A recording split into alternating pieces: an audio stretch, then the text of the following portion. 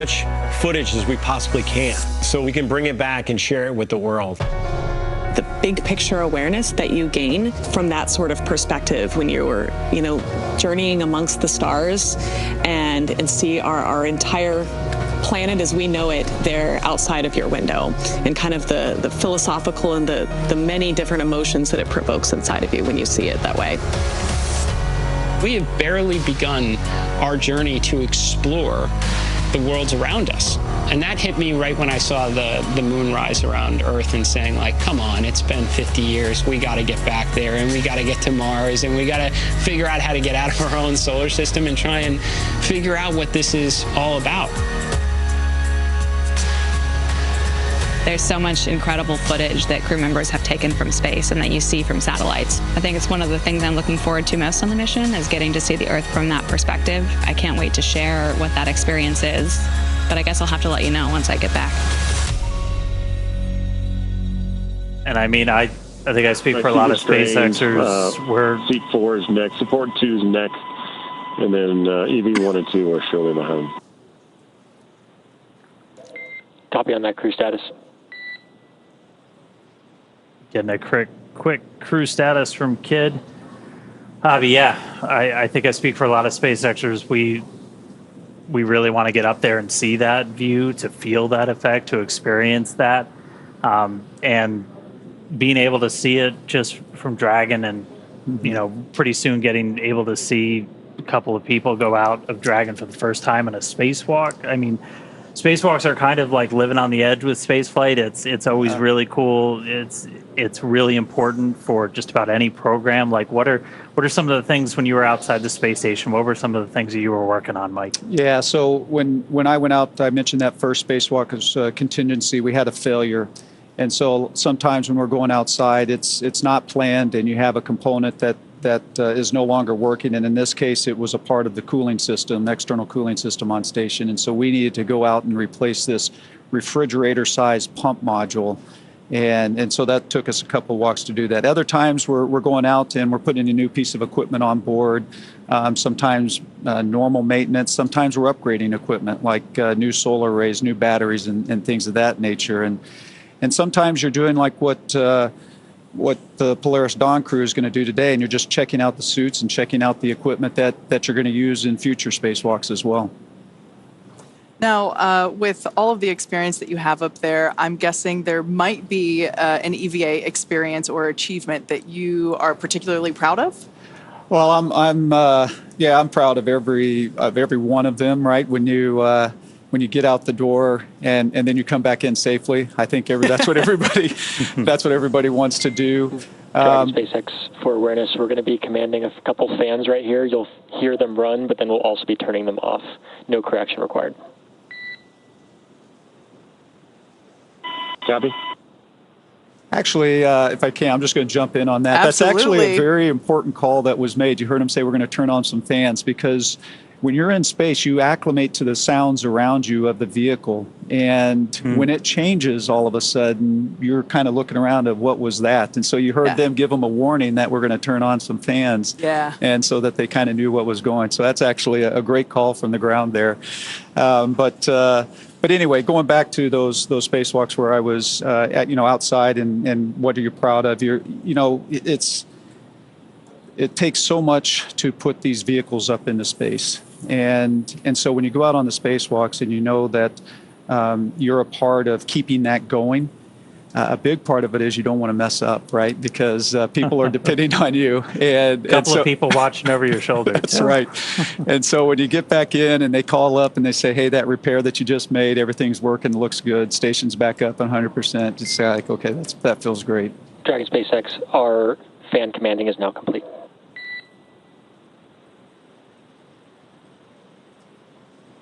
Copy, we see soon. All right. Hopefully no surprise sounds in there for them. So, right. I mean, spacewalks are something that you train the heck out of. Mm-hmm. They're planned down to the minute. What are, why? Like, what are some of the challenges you can run into when you're outside doing a spacewalk? Yeah, so I mean, one of the first challenges that you're always worried about is how your suit's functioning, right? Because that's what's keeping you alive when you're outside like that. So there are always, you're monitoring your suits yourselves. People on the ground are monitoring your suits and how that's performing. And so those are certainly things that you need to be conscious of and aware of. And then when you're out there as well, there are so many steps that it takes to get through a spacewalk. I mean, hundreds and hundreds and hundreds of steps. And so it's too much for you to remember. And so that's where it's a teamwork between you and the ground. And so they're making all of those calls. Hey, here's your next step. Here's what the settings are for these tools. And they're just walking you through the whole process. And so I think that's one of the neat things about spacewalks that maybe people don't realize is, you focus on the people actually getting to go out and do the walk. But the team on the ground is such a huge part of that as well. So on your third, fourth, subsequent EVAs, these spacewalks, you train a lot for them beforehand, before you even get up in space. By the time you're on your fifth one, it must have been more like a cakewalk. No, it never felt like a cakewalk at all. Because it is. It is a risky endeavor, right? So every time you go out on the spacewalk, you're definitely very, very focused, and you never want to let your guard down with it. I will say you certainly are more comfortable with what's going on. You're more familiar, maybe is a better way to say that. But I think you can kind of trace it back to experiences down here on Earth. For me, a lot of times it's my sports background, so I'll equate a little bit of going out and playing a football game, right? Before every game, you're still nervous, right? Yeah. You're still got a lot of that energy. It was the same thing on my fifth spacewalk like it was on that first one. You still have all of that kind of nervous energy because you're getting ready to go out. Well, so right now we're still kind of waiting to get into some of the final preparations for this spacewalk. We should be coming up on seat rotation. I don't know if we missed it or not, but again, they're going to be rotating those seats to move them upright. That's just going to give the crew a little bit extra room to move around as we get into this. But for now, why don't we take a couple of moments and meet Dragon. Polaris Dawn is SpaceX's 14th human spaceflight mission since 2020, when Dragon became the first private spacecraft to take humans to the International Space Station. It's also the first private spacecraft to take an all-civilian crew to orbit during the Inspiration 4 mission in 2021. And just prior to Polaris Dawn, Dragon completed 46 launches. 13 of those are human spaceflight missions, and it's since flown 50 astronauts representing 14 different countries. Throughout all of those missions, Dragon has helped support more than 1,000 experiments in space. Pretty incredible stats there. And even from low Earth orbit, Dragon is helping lay the groundwork for deep space exploration. Through missions like Inspiration 4 and Polaris Dawn, we are rapidly expanding our knowledge of how humans will adapt, live, and work in space. Designed to be the safest spacecraft ever flown, the fully autonomous Dragon stands nearly 27 feet tall and 13 feet around. Dragon is capable of carrying up to 7 passengers to and from Earth orbit and beyond, but today it's carrying the 4 members of the Polaris Dawn crew. And the crew is currently living and working in the top portion of the spacecraft. It's that white section that you see there, also known as the pressurized section. This allows for the transport of people and environmentally sensitive cargo. Below that, Dragon's trunk. It sits right below the pressurized section that can carry unpressurized cargo on resupply missions, and it remains attached to Dragon until shortly before re-entry into Earth's atmosphere. And as you can see, about half the trunk is covered in solar panels. Those provide power to Dragon during the flight. The other half is the radiator. Dragon itself is equipped with 16 Draco thrusters. We got a really cool view of the 4 forward bulkhead ones firing earlier on this flight with lights on Earth behind you. Those are used to orient the spacecraft during the mission. They also get used for apogee and perigee raise and lower maneuvers, orbit adjustments, and attitude control. For the EVA, the Dracos are going to be used to reposition Dragon so the trunk is facing the sun, and they're also there to be used for reorientation during the spacewalk if needed. In order to accommodate a spacewalk, this is the first Dragon to be outfitted with a Skywalker in place of the cupola observation dome. The Skywalker that you see there, looking up at it from basically from underneath it. The Skywalker is a structure that is mounted to the top of the Dragon capsule, and the astronauts will use this to assist in exiting and re-entering the spacecraft during their spacewalk. The team also added additional nitrogen tanks to assist in repressurization of the capsule after the EVA. Another new feature on Dragon is the addition of a motor plus handholds and footholds inside the spacecraft to help with opening and closing the hatch during the spacewalk. This Dragon also carrying what we are calling the Starlink plug and placer, making this the first mission on Dragon to use the Starlink network in orbit. Inside of Dragon is a router connected to a user terminal in Dragon's trunk, and then this terminal is linked to a new plug and placer device that's mounted nearby. While we're not using Starlink for continuous coverage during this operation, we've been testing its ability to establish and maintain laser communications with our Starlink satellites there in orbit that are below Dragon.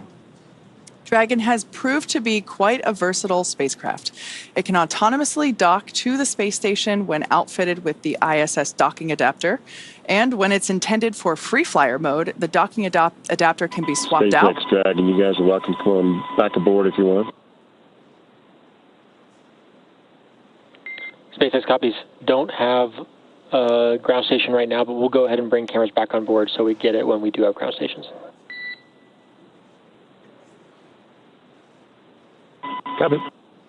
Quick comms there with SpaceX Core from the Dragon capsule. That was the crew just letting the folks here in mission control, letting us know that it's okay to turn the onboard cameras back on once we have coverage for those cameras. But getting back to the different configurations that we have for the Dragon capsule, I was talking about the docking adapter previously. When the Dragon capsule is intended for free flyer mode, the docking adapter can be swapped out for a cupola, which is the one in the middle there, and that is used for the best views that you can get while in orbit. And then, of course, our newest option, the Skywalker hardware to support extravehicular activities, and that's what the crew is going to be using this morning. So those are the current 3 ways that Dragon can be configured to support different types of missions. But hey, you never know what's to come. We always got something up our sleeve. That's right.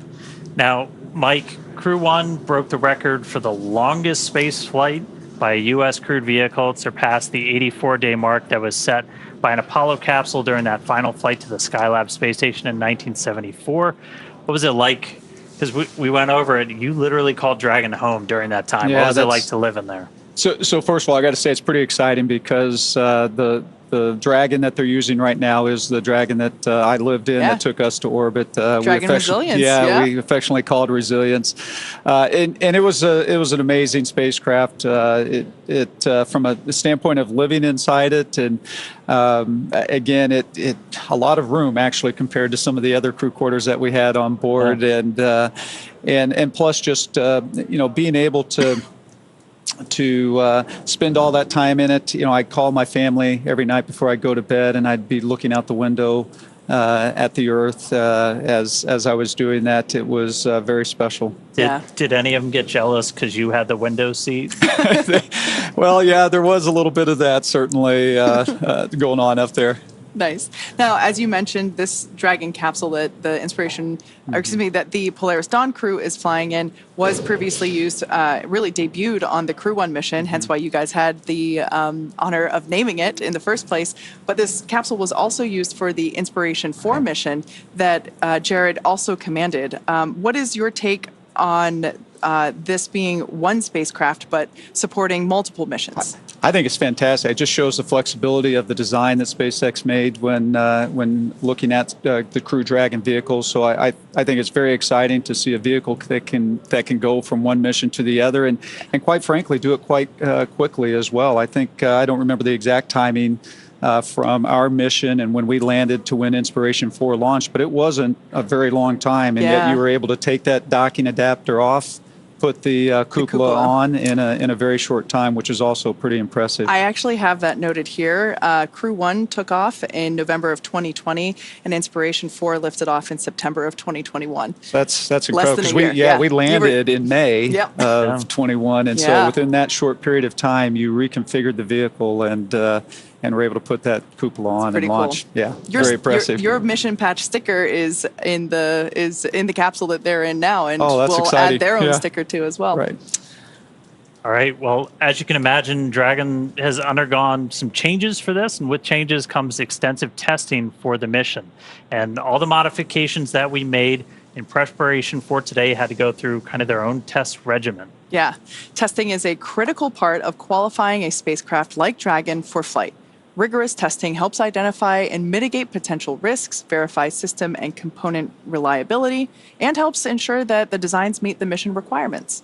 There are many types of tests a spacecraft might undergo when qualifying for flight, including structural, thermal vacuum, radiation, software, and integrated systems testing. One of the tests the new Skywalker hardware underwent is thermal vacuum testing. This actually tested how Skywalker withstands the extreme temperature swings that it's going to see while it's in the vacuum of space. And while Dragon was being put through all of its paces, the Polaris Dawn crew was going through the same SpaceX training as part of that we give to NASA astronauts. They also had to train to perform their EVA, though. For basic training at SpaceX Hawthorne, they got trained on everything from orbital mechanics to just how to live and work in microgravity. Also ran through numerous simulations of what the full mission would look like while they were seated inside of our Dragon trainer. In addition to ensuring that they're familiar with SpaceX's Falcon 9 rocket and Dragon spacecraft, the crew went through an extensive training regimen to build their physical endurance and mental toughness, ensuring that they are well-rounded and prepared for spaceflight and today's EVA. Now, switching gears, one of the coolest things, designed in-house by SpaceX, the EVA suit has all the functions of our original spacesuit with the added bonus of allowing astronauts to exit the spacecraft while in orbit. And this mission gives us a great opportunity to test our EVA suits in space. Building a base on the moon and a city on Mars will require thousands of spacesuits, so the development of this suit and the EVA performed on this mission will be important steps toward a scalable design for spacesuits on future long-duration missions. As we mentioned, SpaceX designs and manufactures our own suits, and we have a little behind-the-scenes look for you, something most people don't get to see, the inside of our very own suit lab. An EVA suit is an extravehicular activity suit, which is a spacesuit that can go outside of the spacecraft to do a spacewalk. We started with the IVA suit that we have, the intravehicular activity suit, as a kind of starting point and looked at it and said, what would we have to change about this to be able to support a spacewalk? So the first is mobility. The crew will have to do a lot of moving around inside of Dragon to get outside and do the spacewalk. We had to add in new joints and new features in the suit to allow them enhanced mobility while the suit's pressurized. When a crew member is pressurized in the suit, the soft portions of the suit become rigid. They need actual flexure and rotational joints to allow them to move around. It's kind of like a suit of armor made of fabric. We innovated in flexure joints to allow easy bending at the elbows and the knees, as well as a collapsible rotator joint that exists on the shoulder, which allows the suit to remain nearly fully soft, but when pressurized is a rotational bearing. The difference between the IVA and the EVA suit is that on the IVA suit, the zipper system location is in the inseam. But since we needed to have lots of mobility on our EVA suit, that was not the preferred choice. By moving the zipper system from the inseam to the waist, we mitigated the risk of the stress of the zipper. And another big element was also the thermal side of things. The crew is obviously exposed to a much more extreme thermal environment during the EVA. So we want to make sure that the inside of the suit is comfortable for them and that as they interface with parts of the vehicle, that is safe for them to touch as well. The EVA suit is built and designed here at SpaceX in Hawthorne, California. We wanted to have something that's easy manufactured that we can handle here in-house. So we developed this new material, so it's fabric-based. We actually added a new layer to the suit, which we refer to as the Faraday layer. And this is a conductive cage around the suit that shields the suit from external electric fields. The helmet on the EVA suit looks very similar to the IVA suit, but it is really an all-new design of that helmet. It's much more robust from a thermal structural perspective since it will be taking more extreme temperatures. We are really excited to introduce this new single-pane visor helmet to the world of spacesuits. The EVA suit visor is made of polycarbonate and is coated with copper and ITO, or indium tinoxide. These two coatings together reflect the sun away from the crew, as well as reflecting infrared heat back to the crew when they are facing deep space. Our suit has a HUD, or heads-up display, which is a small display screen in the helmet, which is transparent, which allows the crew to see through the display to have unfettered access during their EVA, but it also provides critical telemetry to the crew, so pressure, temperature, relative humidity. We're trying to improve the technology and streamline it in one way, and at the same time, we're also trying to get it more and more manufacturable with each generation. The ultimate goal is that you can put on a spacesuit and go out and get work done anywhere in the solar system and not feel like you're wearing anything more than you normally wear every day. We also had a chance to talk to the SpaceX team that developed some of the hardware and procedures for our first spacewalk. Let's hear what they had to say. EVA stands for extravehicular activity, and it's any sort of operation in space where a human is getting out of the spacecraft. So in the case of Polaris Dawn, we're going to be testing the mobility of the suit. We're going to see if the in-space operation matches the training we've done here in Hawthorne. There's really a lot of different things that can happen during an EVA, and this is the first step for Dragon and SpaceX. When I first started working at SpaceX, I never thought I'd be training a crew to do an EVA. It's brand new, it's so unique, we've never done anything like this before, and so we wanted to make sure we had the best possible training program for this mission. We want to see if we can train a spacewalk on Earth in a way that's representative of what it feels like in space.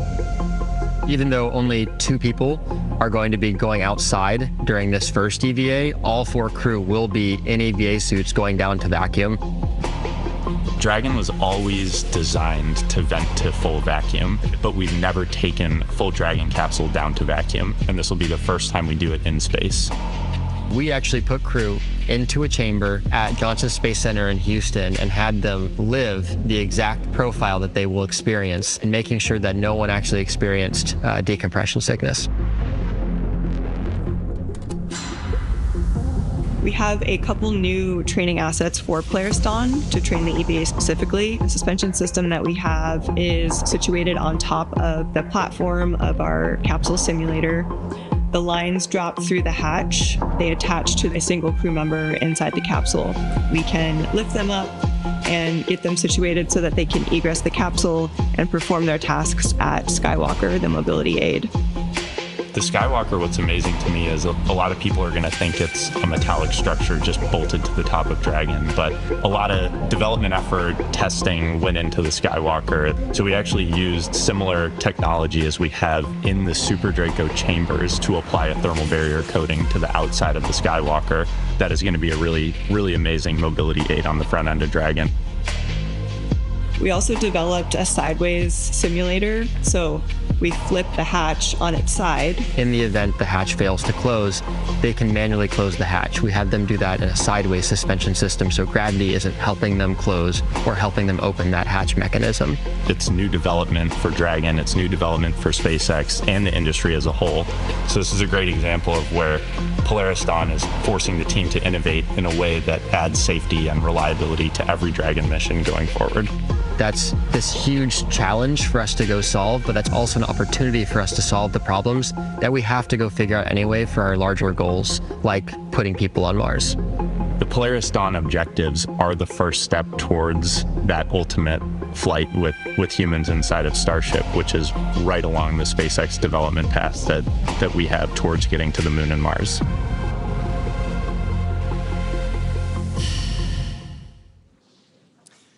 Love seeing how not only the suit, but the space operations for the EVA itself came together and were developed. Now we are still counting down to the spacewalk this morning.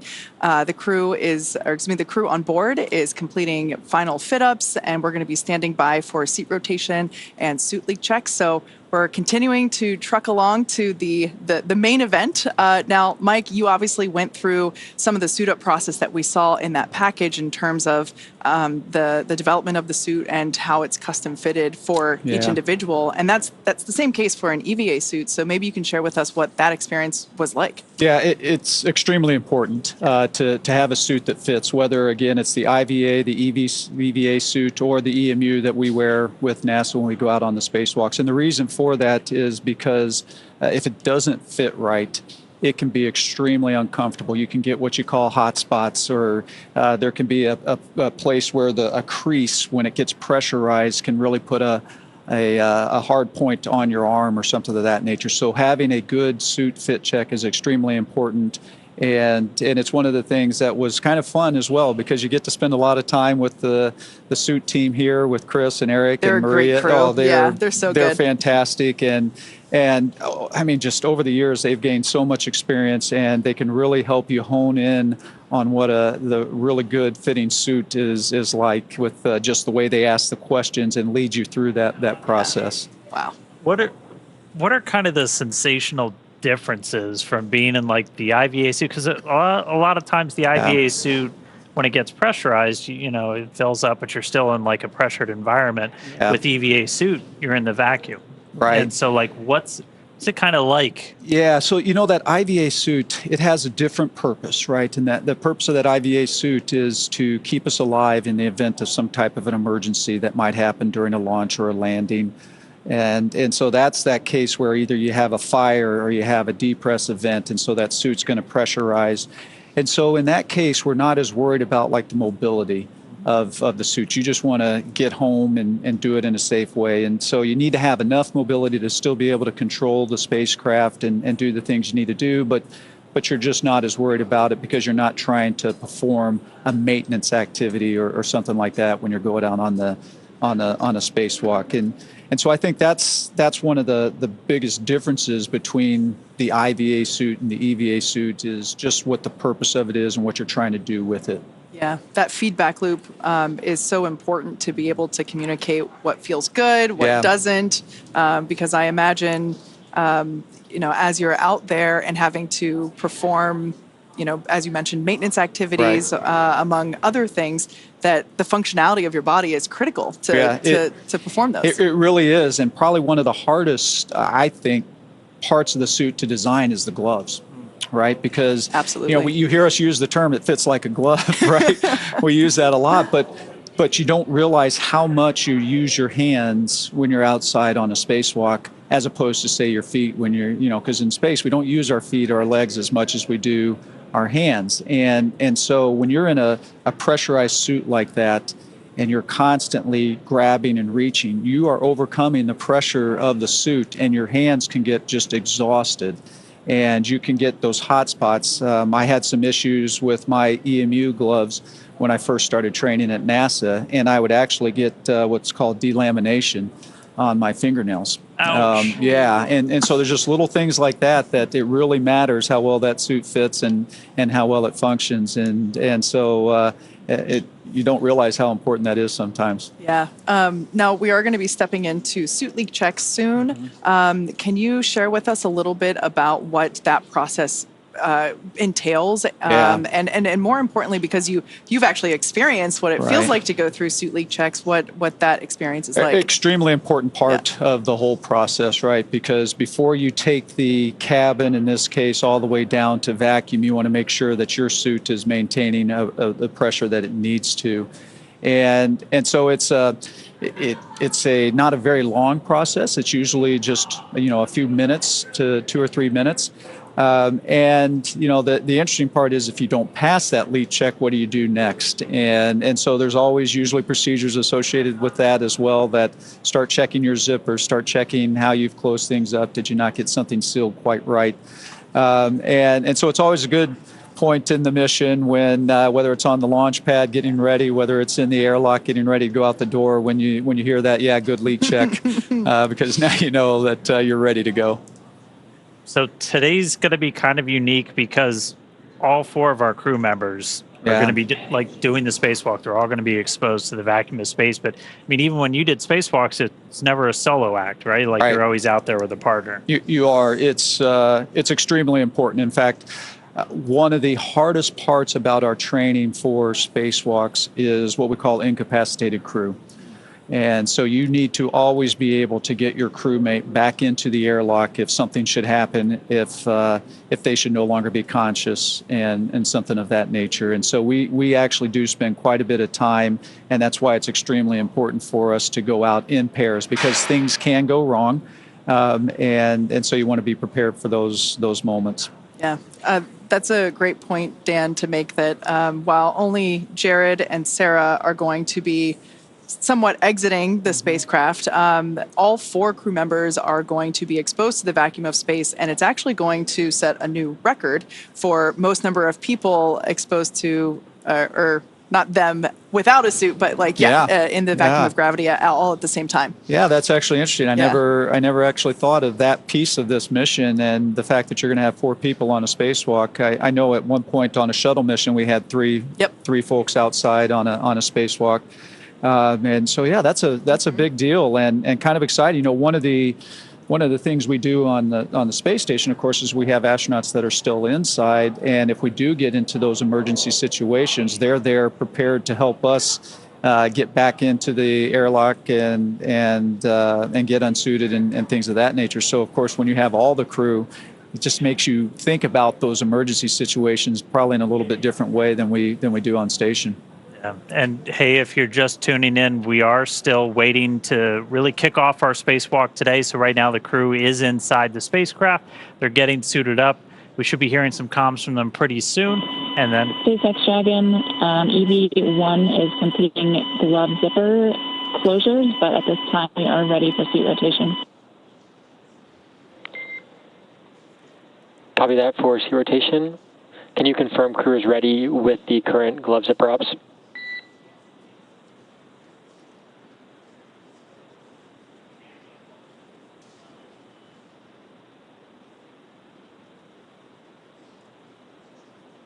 All right, I guess they just needed me to say it was coming soon, and then there it is. But we are going to hear the seat rotation coming up soon. Again, they're in the recline position. And I'll do standby. We'll just get them to the seat. Copy. Standing by. So they're going to get those seats rotated, and then we're pretty much going to be ready to start getting into things. And our EVA is going to officially start when we start flowing O2 into those suits. And so that'll kind of start our clock. We're going to be showing you some of the telemetry. So all those numbers at the bottom of your screen, you've got a couple right now. That one all the way in the bottom left corner, that's your Dragon. That's your Dragon cabin pressure. That's in PSI. SpaceX Dragon, you're ready for seat rotation. SpaceX copies. Initiating seat rotation.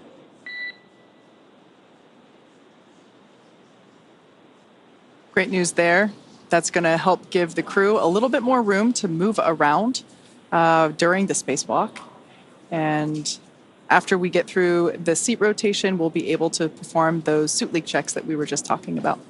Yeah, before they do that, they'll do what's called a tear. So it's kind of like if you're ever using a scale, you zero out the scale before you put something on it. That's essentially what we're doing with the suits. They'll get like a baseline reading, and then as we start to actually pressurize the suits, we'll be able to measure that against the baseline, make sure everybody's got basically a nice seal before we start that vent. Yeah, that one's pretty important. That was pretty important. Yeah, so a lot of that's coming up. Again, some of the data on your screen, you've got cabin pressure, you've got suit pressure. Dragon SpaceX, seat rotation complete and nominal. All right, seat rotation's complete, so now they're going to start doing that tear, getting ready. Dragon, copy, just the phone. Copy, and can I get a confirmation of completion per the call out in 2.18?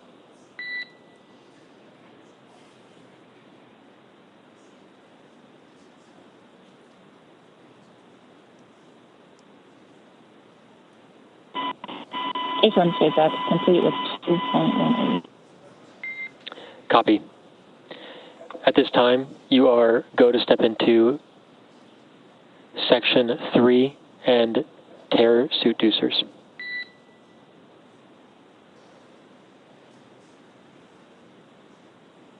Copy. Everyone through it. Just a quick reminder, in case if you missed the top of the show, we're going to be referring to the crew a little differently for the EVA activity than we were previously. So we heard Anna talk EV1. That was referring to Jared. So basically his call sign for this spacewalk operation is EV1. Sarah's call sign will be EV2. Anna will be support 2, and Scott will be support 1. Also, Scott and Sarah are switching seats. Perhaps they already have. Yeah. Copy. Stand by for HUD power for pressure sensor checkouts. Okay, so our suit tear completed. So next up is going to be the HUD checkout. So the HUD, your heads-up display. Very excited about this. Really excited about this. And Mike, I'd love to kind of get your perspective on this real quick. We do have on your screen, though, that's your seat order. So you've got EV1. Jared is in that seat. He's going to be in that seat right now, but once we actually get ready to open the hatch and everything, he's going to be positioned kind of over by the hatch. And then Sarah, EV2, is going to be in one of those center seats. Then you'll have Anna and Kid on either side. Dragon SpaceX, suit HUD's powered. Report results of primary sensor HUD checks in 3.2.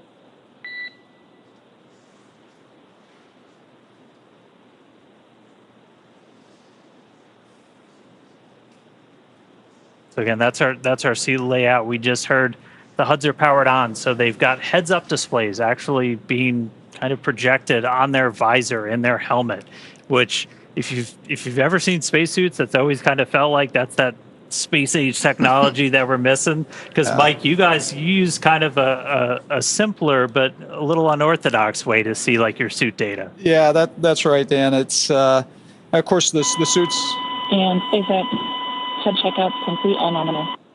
Nice. Copy. Swapping the backup sensors. Stand by to repeat HUD checks. So, of course, the suits that we use for the spacewalks on station are a little bit older. They've been around for quite a while, and so some of this technology, look, it's our first live views inside Dragon Resilience for this morning. That's fantastic. Yeah. I think this is the definition of chillin'. Yeah. So there, out of his seat, that's Commander Jared, who, like I mentioned before, will be referred to as EV1. Behind him, we can see already in his new seat, pilot Scott Kidd Poteet. He will be support 1. And then moving around in front of us is Sarah, who will be EV2. And then just out of view underneath the camera, but I think you can see her visor, is Anna Menon, who is support 2. Dragon SpaceX, we're on backup sensors. Repeat HUD checks.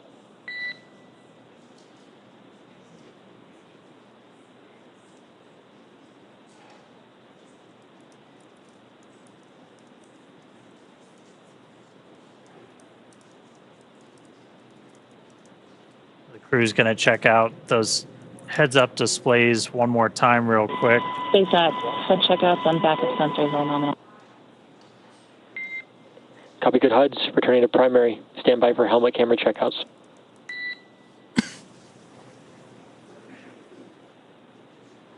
On that heads-up display, they'll be able to see the O2 flow timer. That's kind of like our mission clock, essentially, like once the O2 has started to flow to their seats, and they know they've got about an hour and 50 minutes, just under 2 hours for the whole time.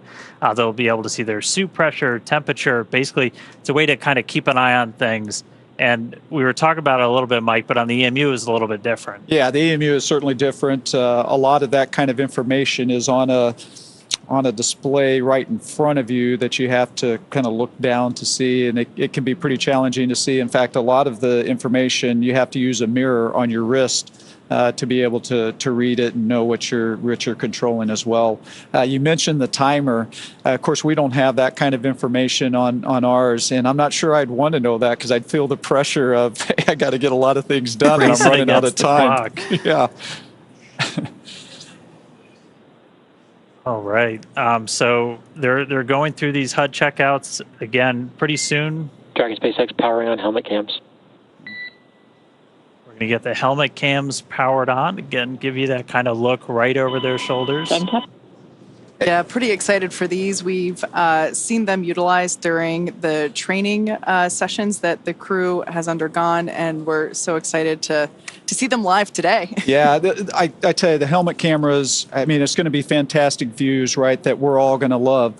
But there's also a very important role for those cameras as well. Like when we have the same thing, we have helmet cameras with the EMUs, and what it allows is your ground team.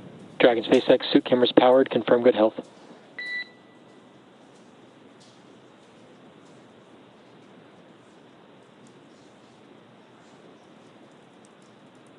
So it really allows your ground teams to kind of be able to see what you're doing. And SpaceX is pretty good video on both speeds, no fault.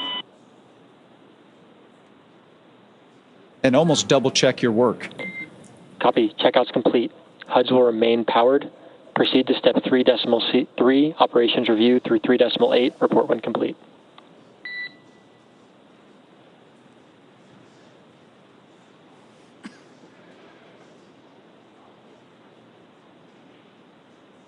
All right, so we got through HUD checks, we got cameras on, powered, ready to go. So right now the crew is going to go through, they're going to do kind of a final review of all of their procedures. Like you talked about this a little bit, like these things are so choreographed because even if you couldn't see the clock, like you're on the clock. So you've really got to make the most out of like every single second you're doing one of these. You do, and of course you see that with today's spacewalk as well. Dragon SpaceX repeating. Checkouts are complete. HUDs are going to remain powered. Proceed to step 3.3, operations review through 3.8, and report when complete. Copy, and work.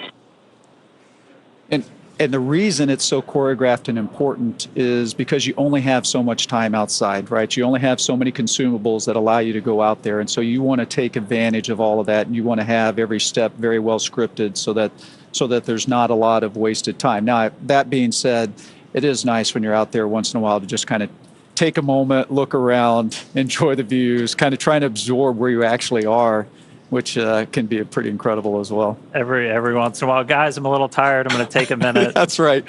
I need to take a break. I see my house from here. That's right. Yeah. All right, but like it's awesome. We're seeing the crew inside. We're getting close to the start of today's spacewalk. We're going to start flowing O2 to the suits, and that's when our clock's going to start. Right now, they're just doing kind of final cabin configurations. They're going to check the lighting. They're going to make sure that their umbilicals are in the right spot. That's one of the things you'll see. That's actually one of the roles that our support crew members are really going to. That's kind of one of their primary jobs during the spacewalk is to manage those umbilicals. For you guys, Mike, you had one. That's what plugs into kind of the leg in your suit, and that's what's providing like the breathing gas, comms, connections, all of that stuff. For the spacewalk today, it's a little bit different. This one that they're going to be using has some tethers in it for Sarah and Jared. It's about 12 feet long, so it's like about double the length of what you guys had. So it's dual purpose, right? It's providing them the air and the cooling that they need while they're out on the spacewalk, but it's also providing that safety piece, right? So that if something should happen, they should slip or that they're not going to go floating off into space. With the EMU that we use on the space station, we actually, all of those consumables are a part of the suit itself, and we have a separate safety tether that the first thing we do when we open that hatch and we go out is we hook up that safety tether, and it's an 85-foot reel that as you're moving around, it goes out with you to, again, protect for that crazy moment when maybe an emergency happens and you come off station.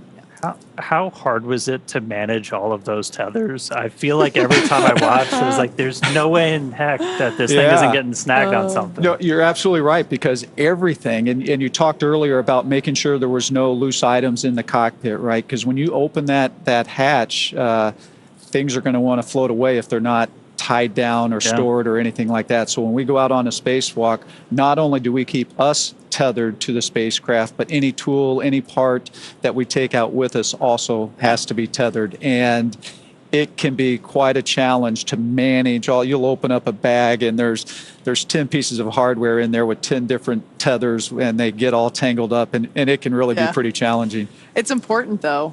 We simplified that a little bit for this mission.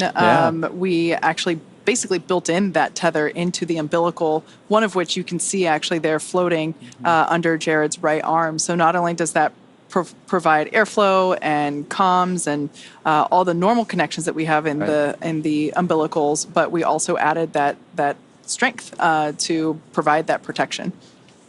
Yeah, and the managing of that tether is extremely important because, as they go out, if it can get tangled up, and you actually see Sarah there kind of moving around, right? It's very easy in this environment where you're floating. SpaceX Dragon EVA off review complete. Crew are in position for EVA start. Nice. Excellent SpaceX copies, crew in position. But you saw Sarah kind of move the tether out of the way, and the part of that is that's actually impacting Jared. SpaceX, you are go to command box triggered push to talk, all seats.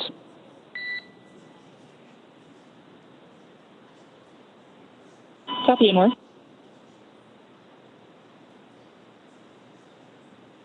And so this will be one of the unique things about the spacewalk today. It'll feel familiar if you watch some of Mike's spacewalks. The crew is going to go over to what's called Vox. Push to talk is set. Go for comm check. EV1, comm check. EV2, comm check. Support 1, comm check. Support 2, comm check. SpaceX copies all, good comms, all 4 crew. SpaceX copies all, good comms, all 4 crew. So essentially now all of our crew are on open mics. They can all talk and hear each other, and they can talk to the ground. And so you're going to hear a lot more chatter start to pick up. Once we start the suit pressurization, you're going to hear almost like a shh sound. That's just the air starting to flow into their suits. How loud does it get inside your suit? It actually is quite loud. That airflow is just constantly, which is a good thing, right? Because not only is it providing you the oxygen, but it's also helping get rid of that CO2 that you're breathing out. So you want that airflow to be constantly going. And so you always are hearing that fan that's making that happen. And so that is certainly pretty important. And the Vox thing, I got to say, it's nice that you don't have to push a button when you're outside there to talk. Dragon SpaceX, we're about 90 seconds from EVA initiation. Got some fist bumps going on. Yeah. And we just heard we're about 90 seconds from EVA initiation. So we should see them get the go to close their visors, and then they're going to open up one of the O2 valves on their suits to start the suit purge, and that's going to be the official start of our spacewalk today. So we'll get through the final goes, and then we'll see those visors get closed, oxygen start flowing, and we'll be off.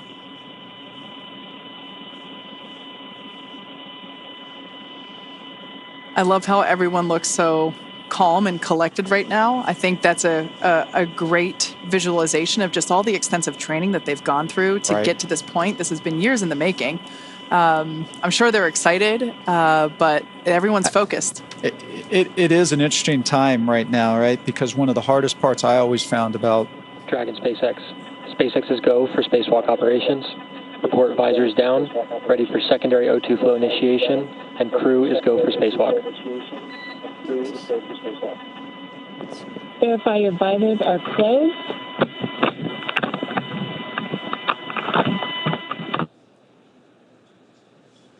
Secondary O2 valve is open.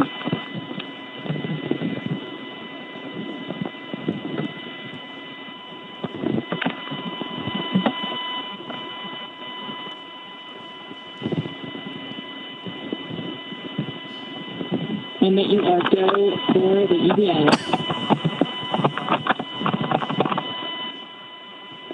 EV1 is go. EV2 is go. Support 1 is go. Support 2 is go.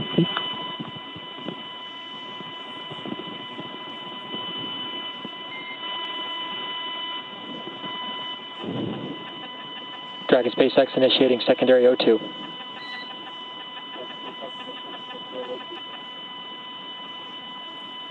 And with that news, our EVA has begun. So you're going to hear it referred to as primary and secondary O2. Primary is going to be that primary flow of oxygen to pressurize. Secondary is largely putting oxygen into their suits to help with cooling, but secondary is the first one we turn on. And so our O2 flow timer has started. The EVAs start at 3:12 a.m. Pacific. I'll do the math on UTC in a little bit.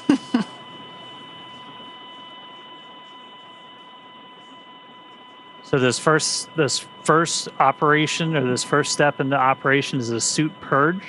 So inside their suit, obviously when the visor is still open, it's still a nitrox environment. It's the same as the cabin. And since they're going to be at a lower pressure than what you can basically live at with oxygen levels, they're going to be on pure O2. They're going to be a 100% oxygen environment. And I mean, you guys were kind of in the same thing. And it's because like your suit, you can't move a suit around at 14.7 psi, can you? No, maybe you can, but no, that'd be pretty tough to do. And as we had talked about earlier, that's why that mobility is so important, because when that suit is pressurized like that, it can be challenging to move around. Absolutely. So here on your screen, we can see the Polaris Dawn crew. Now with their visors down, the EVA has begun. We are beginning to flow that O2 through. Now, we will, of course, bring these views to you as we have them, but due to ground station coverage, they do come in and out here and there. But every moment that we can, we will certainly be sharing these with you. I also wanted to point out quickly that the window near Kid's feet was so much brighter than it was just even 5 minutes ago. We're going to be seeing that in stark contrast as soon as we get the EVA, or with the hatch open and EV1 out there. Yeah, it's kind of interesting you mentioned that, because as you're going around the Earth as fast as you are, right, in 30 minutes or 45 minutes or so, you can be passing in and out of that sun and going into shadow. And so that brings its challenges as well, because the temperature can change pretty drastically just in those transitions from night to daylight. And so it's an interesting moment when you're passing through that time. That's actually one of the reasons that the visors have this new coating on them, different than when you wore a similar helmet. That coating actually helps to insulate the individual inside the suit. So when they're looking at the sun. Dragon SpaceX, a reminder, after the initiation of primary O2 flow, EV1, EV2 will need to adjust VOX threshold low following primary O2 flow initiation. EV1 copies. EV2 copies.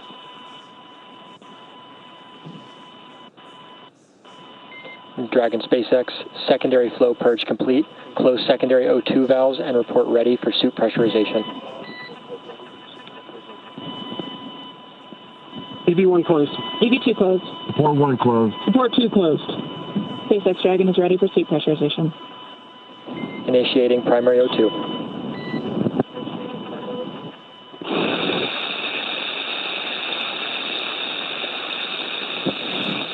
This is normal. This is with the airflow coming through. The crew members are on VOX, meaning that their microphone is on the whole time. So Sarah and Jared are going to be adjusting their audio levels as this flow continues to help regulate that. Yeah, the VOX will kind of attenuate, so it'll sound like this now, but as we get through the spacewalk, it'll kind of come down, and you'll just hear voices a little bit more clearly. Their voices are actually going to change too. Like, did that happen to you? Did that throw you, Mike, the first time you heard that? It absolutely did. Yeah, because you're talking and you're going, who is that? Right? You don't realize how much different it can sound. Yeah. Your voice can sound in that lower pressure environment. Yeah. Speaking of lower pressure, we can see the pressure changing there with the telemetry in the bottom left-hand side of the screen. So we can see that suit pressure going up, and we're able to keep tabs there as well with the Dragon pressure. So Dragon on the far left circle, that's the pressure within the cabin, and then suit, obviously that's the pressure within the suits. So we'll actually be able to, and I think we've kind of been able to see it already, that these suits will inflate a little bit, look a little different. Yeah, we were talking about the visors before. So when they're in the sunlight, that coating will help keep them cool and not overheat them. And then when they're in shadow, it'll help keep them warm. So, and it's also like your sunglasses as well. Yeah. Right? Serves that purpose. All right, so at this moment, the suits are getting their primary pressurization. This takes about 3.5 minutes, a little bit less, and then we're going to go through those actual suit leak checks. The crew will probably get a reminder they have to stay really still when we do those leak checks, and I always was kind of wondering, like, why the heck? And like, if you bend your arms, you're actually going to start, changing the volume inside the suit, and that'll cause pressure spikes. And so that's right. You got to stay really still. Yep. And then after we get through the leak checks, we're going to go through kind of that final pre-breathe where they're going to hang out in that 100% O2 environment just to continue purging all of that excess nitrogen. Suit pressure stable and purge complete. Activate secondary flow on. Report when complete.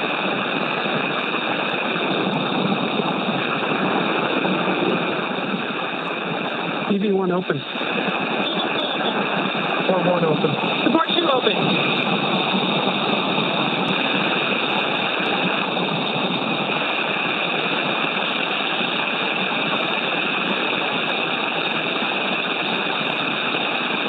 And right there, they finished the purge, and they did a quick reinitiation of that secondary flow check. Response, close secondary flow, and report when complete.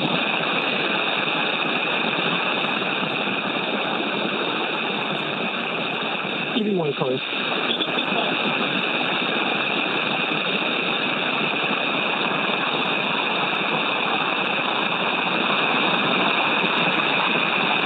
Support 2 closed.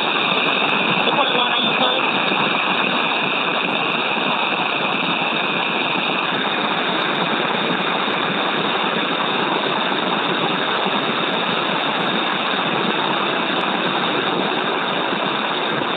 Support 1, SpaceX, can you confirm secondary flow closed? These handles that we see Jared holding on to, these were one of the additions or customizations for this mission that we talked about earlier.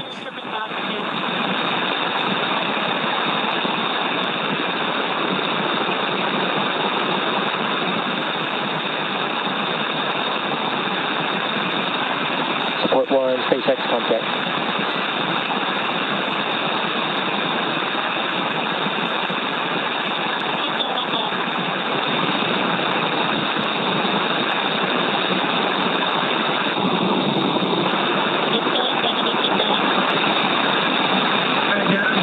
We got you. All right, copy. Got support 1.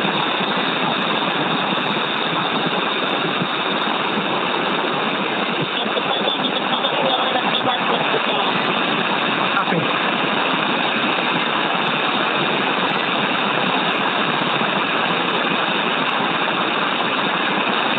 Dragon SpaceX beginning suit leak check evaluation and then still for leak checks.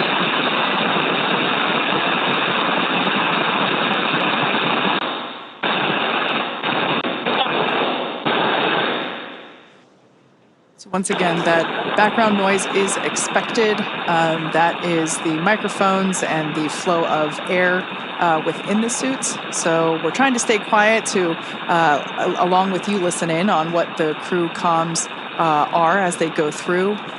We're also going to get views in and out, as we mentioned before, due to ground station coverage. Continuing suited previews.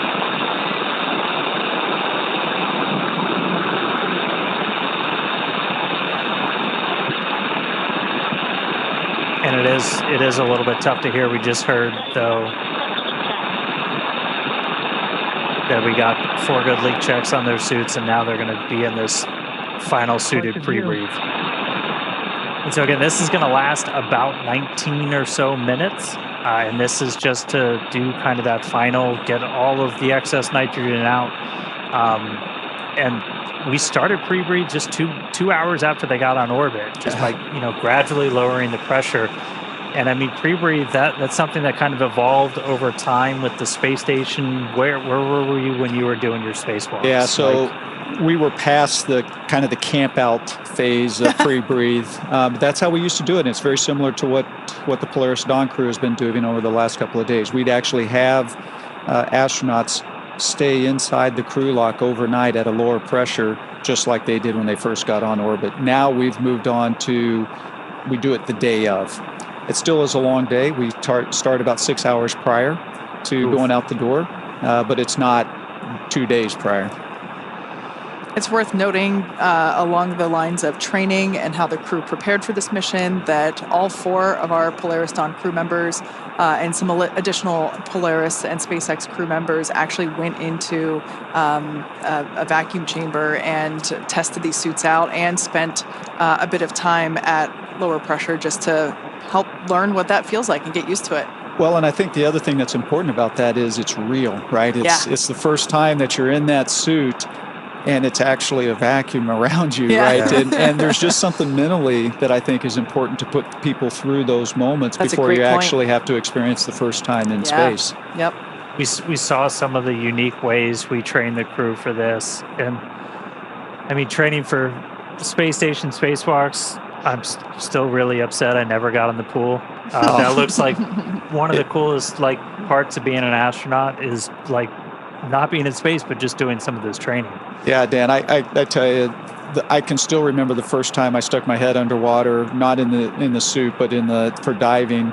But you can hear the comms of everything that's going on through the water like that, and it just gives me goosebumps to think about that. It was a really neat environment, but it looks like these guys had a pretty neat way to train as well with the harness that would hoist them up and out and all of that. That's pretty impressive. Yeah, we definitely created some rigorous new training for the best we could simulate an EVA while still on Earth with hoists and it was a lot of fun to watch them train. Back on board with cameras in 3 minutes.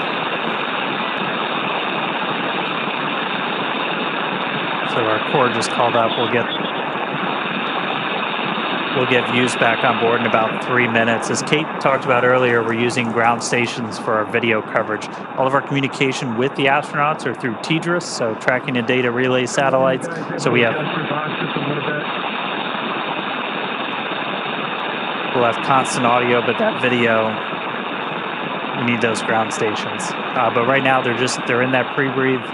That final pre-breathe still. We started our spacewalk about 13 minutes ago. We initiated O2 flow to the suits. That time was 3:12 a.m. Pacific, 10:12 UTC. I did some quick math. Took me 13 minutes to do it, but I did it. So once they're through this pre-breathe, we're going to start getting into some really exciting parts of the spacewalk.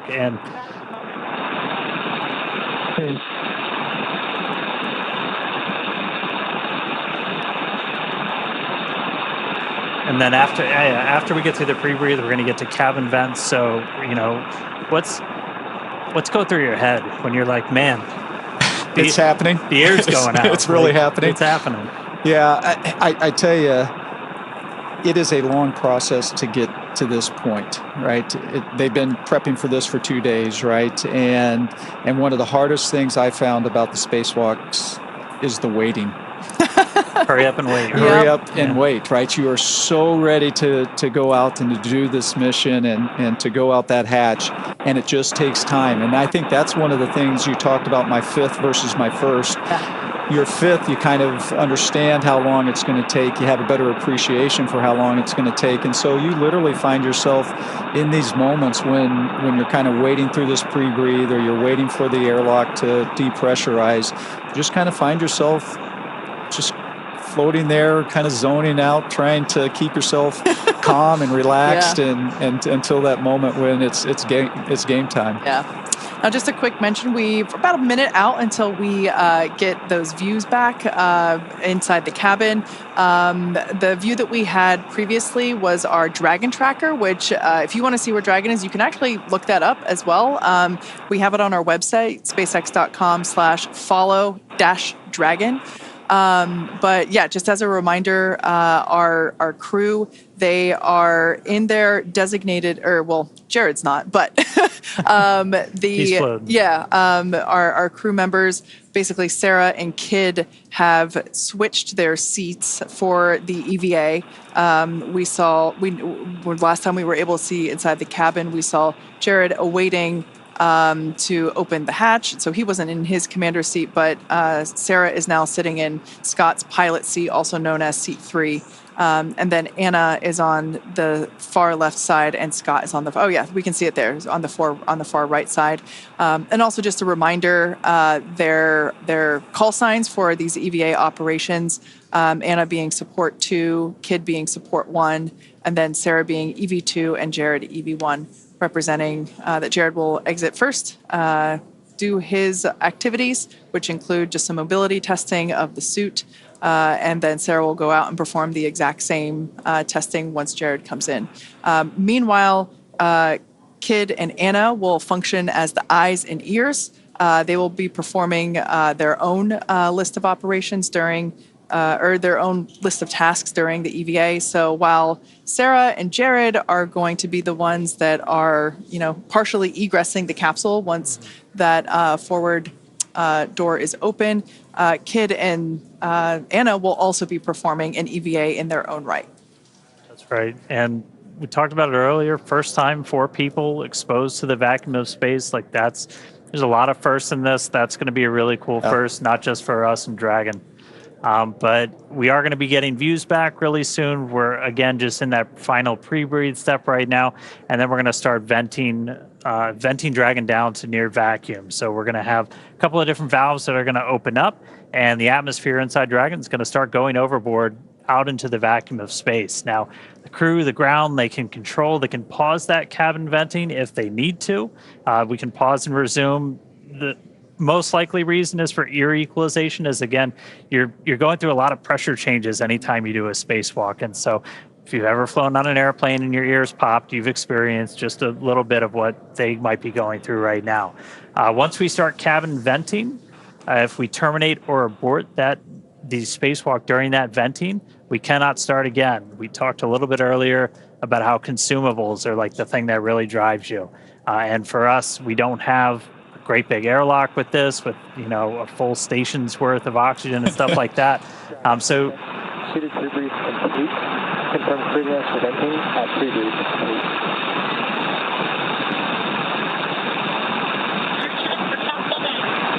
EV1 go. Forward go. Support keep down. Copy, initiating cabin venting. There we go. That is great news. Exciting. So that breathing of increase, that pre-breathe where they were breathing increased oxygen, we just heard that they're good. They all 4 crew members gave the go. So now we're gonna vent the cabin.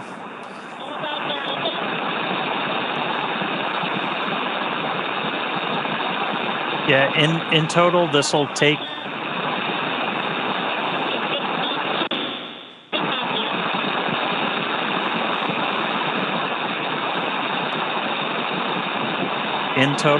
about 8 minutes, and you can the graphics you see on your screen, that's live telemetry, everybody. So you can see the pressure inside Dragon starting to tick down.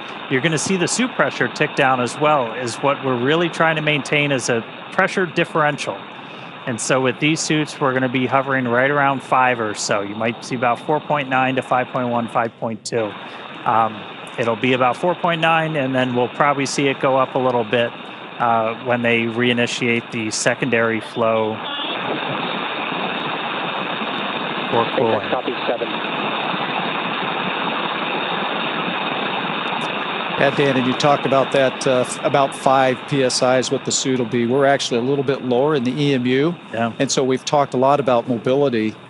That difference between we're at 4.2 and they're going to be at 5, it can actually make quite a bit of difference just in how hard it can be to move the suit around, et cetera.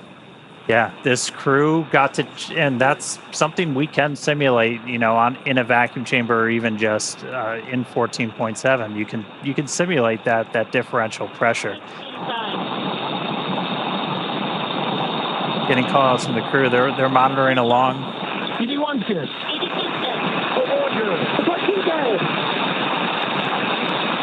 We're gonna hear that chorus pretty frequently, where you do those kind of frequent, almost like check-ins. And I know you guys did something kind of similar, where like you would have to pause and check your gloves, that kind of stuff. We did. I will tell you, one of the interesting things watching this live right now, the difference is how quickly the depressurization is happening here versus what my experience was. And so you talked about being able to clear your ears and all that. You're not giving a lot of time for your ears to adapt to that lower pressure. So this seems pretty quick to me.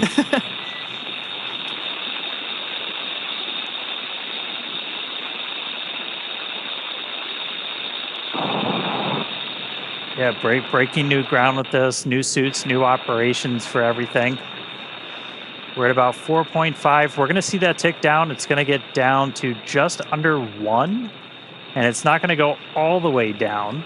And then what we'll actually see is we've got a capability to open the hatch automatically. We've got a motor in it, but Jared's actually going to unlatch it, and he's going to give it a little tug to kind of break the seal, any of the kind of the stiction in the hatch itself, and that's going to kind of take the capsule down to its final vent before Sarah, who's at the displays, she's going to command the hatch to actually open. Yeah, that's a good point. And there will be slightly more pressure inside the capsule, so really just helping. 4 psi, seat pressures look good. SpaceX copies 4. So Jared really can't open the hatch all in one fluid motion, so we will see him release that pressure slightly before being able to open it completely. And I think one of the important things, you guys, I think it talked earlier about you put some more restraint devices inside the capsule from when I flew on it, and that's extremely important because there's going to be some force that Jared's going to have to be pulling down on, and he needs to be able to anchor his feet somehow. Otherwise, he's going to pull and it's not going to go anywhere. And so the new restraint devices in there, we're going to see how important that's going to become here when he tries to open that hatch. Yeah, that's one of the things. That's why we have Skywalker out there. We've talked about how kind of similar to Gemini when they were first kind of stressing their legs, but important to remember, we've got that 50 or 60 years of spaceflight history that we're able to draw on. These are new suits. This is a new operation. This is to, work out all the kinks and really test this for the first time. But we're going into this with a whole lot more information than they had back then. We know you need handrails or it's going to get real hard real quick. That's right. That's right. Yep. We did also hear Dragon's moving into its EVA orientation. Essentially, we're going to point the trunk at the sun under 3 psi. I think it's also interesting you notice that the depressurization has slowed down a little bit, right? Mm-hmm. So as we get to this lower pressure, it's just taking it longer for that remaining little bit of air to go out through the vents. And EV1, com check. EV1, loud and clear. Loud and clear as well. And also hear the Vox starting to adjust its levels. Yeah. That flow of oxygen has not stopped, but the microphone's kind of adjusted and it's getting a little bit clearer. And yeah, keep an ear out. You might hear their voices start to like tenor down a little bit.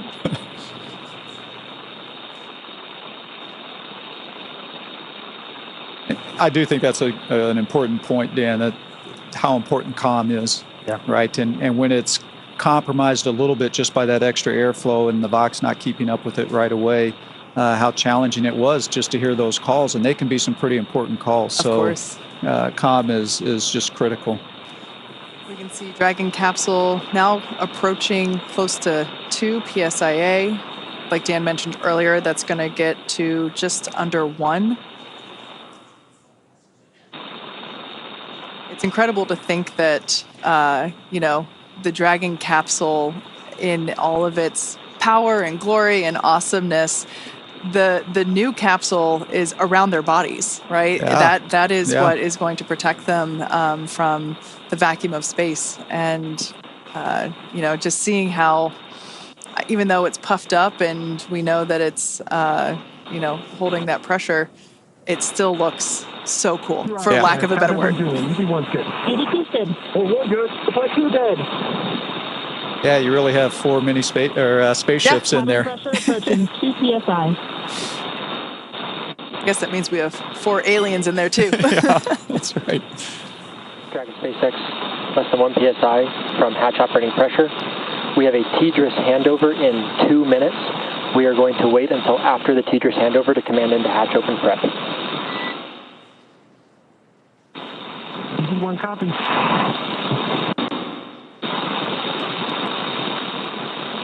And I think you heard that, the TDRS handover. So there's going to be a short period of time there where they're out of comm, and it's kind of interesting because we're at a very critical phase as well. And so you want to make sure you have all the data and the ability to talk to the astronauts before you actually take that next critical step.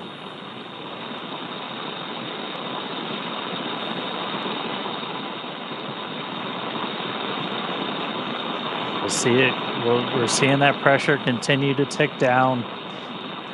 Dragon originally designed to be able to still operate in a vacuum. That was some of the emergency situations I know you trained for, Mike. We did make some modifications to this one to essentially turn Dragon into a functional airlock. We added some additional vent paths. We do use like some of the same ones that you guys use to like pressurize the vestibule and stuff like that. That are actually in the hatch, but we've got an extra one in there to be able to essentially do that depress as quickly as we did. But we're gonna see that get down to a little under 1, and then we're gonna see Jared kind of jump into action. He's gonna unlatch the hatch, and then he's gonna give it a little pull to break the initial stiction, and then we're gonna be able to see Sarah. 1.5 psia. All suits look good. EV1 copy. That's one thing to note, that while we have been progressing through this pretty quickly, we did have the capability to pause if any of the 4 crew members needed to, take a moment to, let their ears come to equilibrium or just kind of get comfortable again. We did have that option, but everything has been going really well so far. We haven't had to pause cabin venting. And if you're just tuning in, heck of a time to do it. We're about good timing. A little under 28 minutes into the spacewalk today, which again, that started when we started flowing O2 to the suits of these crew members. That was at 3:12 Pacific, 10:12 UTC. We just heard that Dragon's now in its EVA attitude. Handover complete.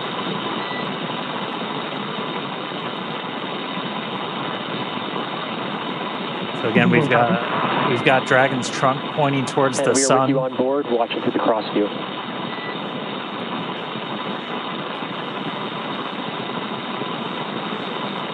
That was SpaceX Core Arthur Burialt, just letting the crew know that where the cameras are on inside and basically which camera is looking at them.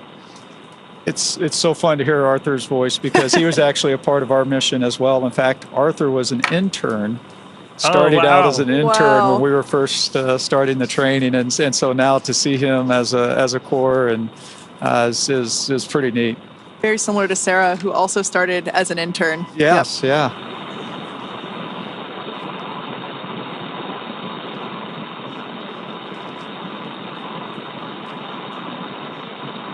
Right, we're coming up on 1 psi. You saw the light change a little bit through that window as we're in our EVA position, trunk facing the sun. That's going to help us with thermal inside the capsule and on the crew suits. Also going to make sure we're maintaining that optimal pointing for communications with the TDRS satellites. Once the hatch is open, we're going to disable any of the Draco thrusters that point forward, because you don't want thrusters firing off when a crew member's outside.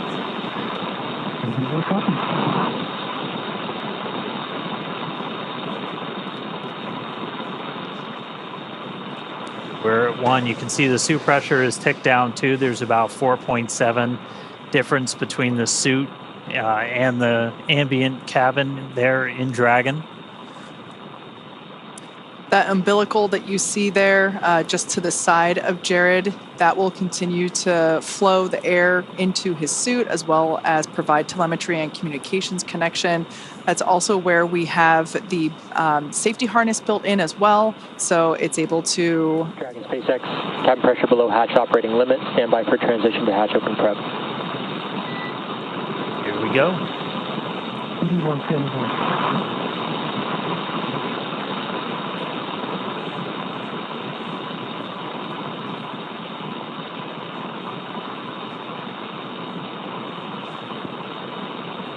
Mike, did you get to open the hatch? I did. You did? Yes. Yeah. When you go out as EVA hatch open front. Dragon SpaceX, for an EVA hatch open prep. Confirm crew ready to open hatch. That is great news. Hatch opening. EV1's good. EV2's good. EV1 good. EV2 good. SpaceX, EV1, we're ready to open hatch. SpaceX copies. Dragon, you are go to open hatch. Go. Exciting. Copy that, SpaceX. Go to open the hatch. Mike, as you mentioned before, that continuous communication. The hatch handle.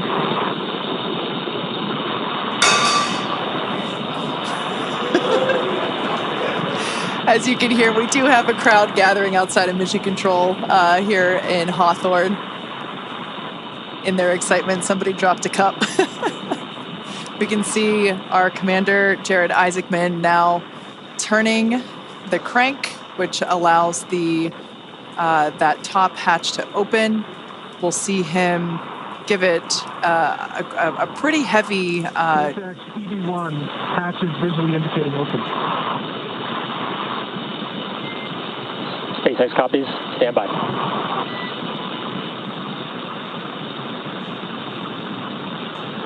Should see him give that hatch a pretty strong jolt to release that stiction.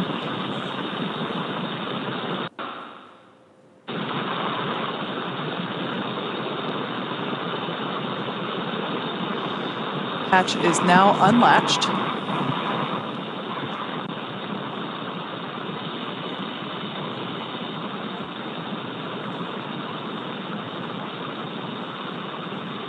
Mike talked about, you see him getting his feet set. That's right.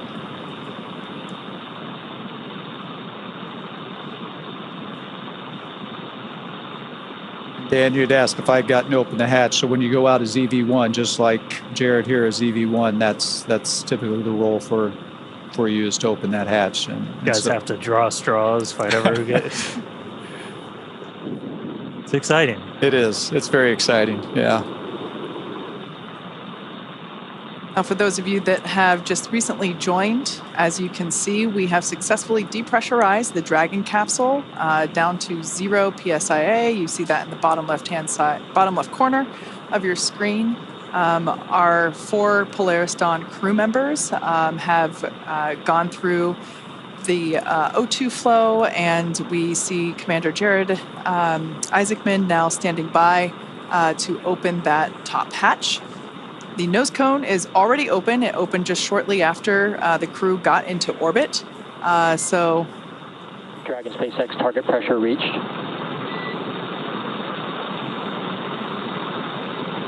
Copy that, SpaceX. I'm unseating the hatch now. Jared now opening Dragon Resilience into space. So we saw some motion on the hatch. Again, he's just giving it kind of that initial tug. And then Sarah gets to push the button to swing that hatch open.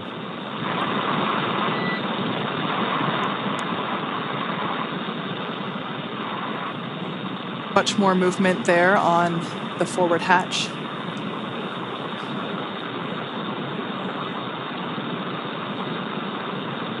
This must be pretty exciting for Jared because that center part of Dragon SpaceX, that's a good brace. We're going to have you repeat the operation.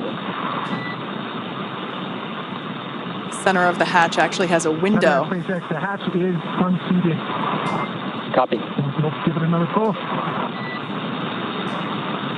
hatches several inches inside its blue light. Copy, we see it.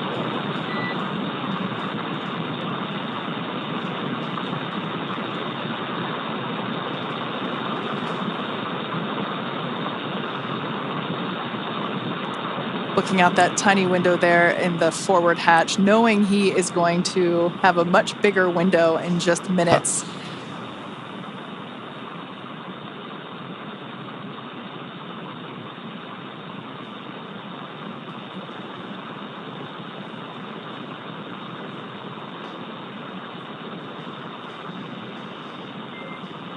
Dragon SpaceX vent complete. EV1 return to seat. And EV1 copies, transitioning back under the display.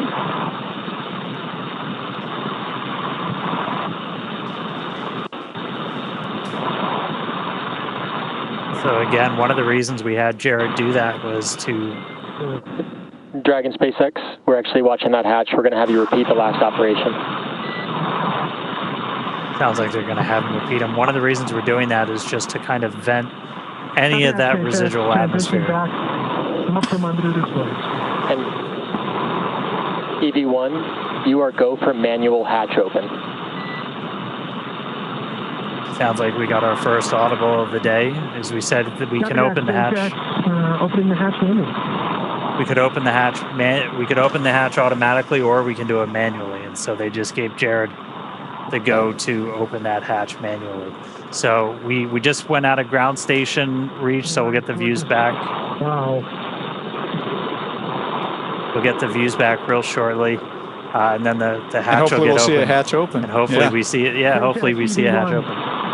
The hatch is open. SpaceX copies. Hatch open.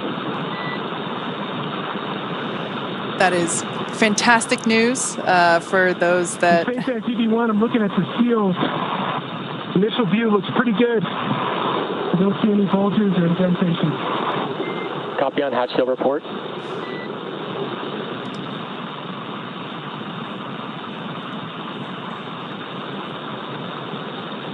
Yeah, that seal that you just heard him talking about, it's such a important part for the end of the EVA, right? So that when they close that hatch again, you get a good...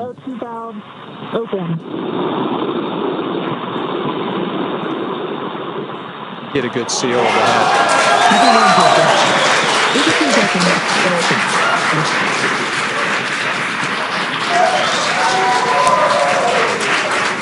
EV2 SpaceX, can you command open forward hatch? This is going to stall it open. There is our first view of the forward hatch, wide open to space. Forward hatch.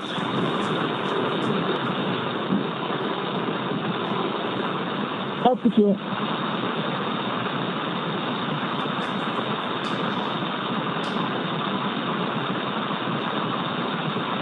If you just jumped in, we are 38 minutes into today's spacewalk, and the hatch is open on Dragon. First view from a helmet cam, looking out. Dragon SpaceX, we see it stalled. EV1 is go to continue. That structure you see there is... Check for egress. EV1 good. SpaceX EV1, I'm transitioning back from under the displays. SpaceX copies, we're with you in your helmet cam. Once again, this helmet cam, that structure we see is the spacewalker. This is Jared now egressing through the forward hatch of Dragon Resilience.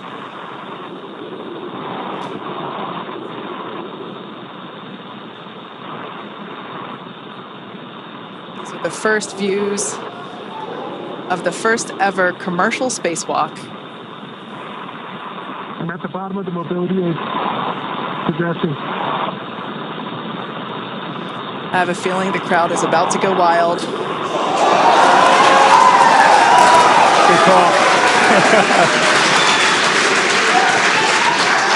Approaching the top of the mobility aid.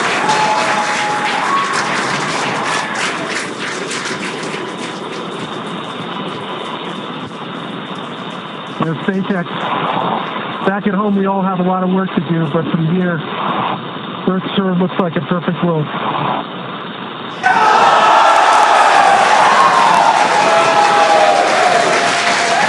SpaceX.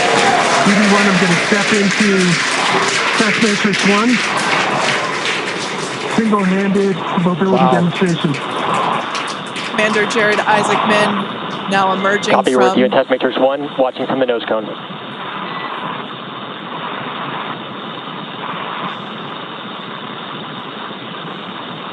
Up, down, left, and right are 3s.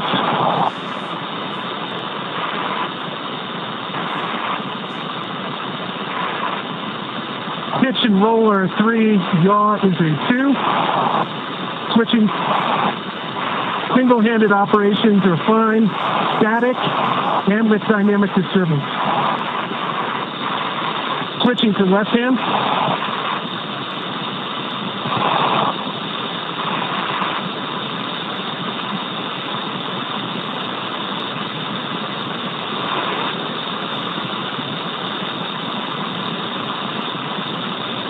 Up, down, left, and right are 3s, maybe a 2.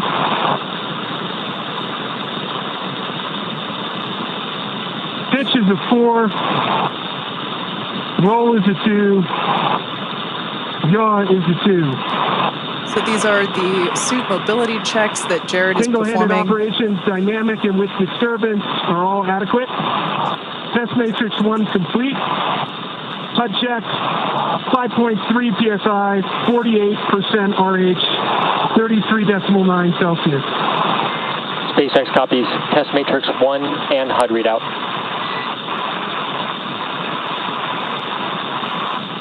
Crew ops check, EV1's good. EV2's good. We're good. R2 good. Okay, stepping into vertical translation. We're going to start with the horizontal bars.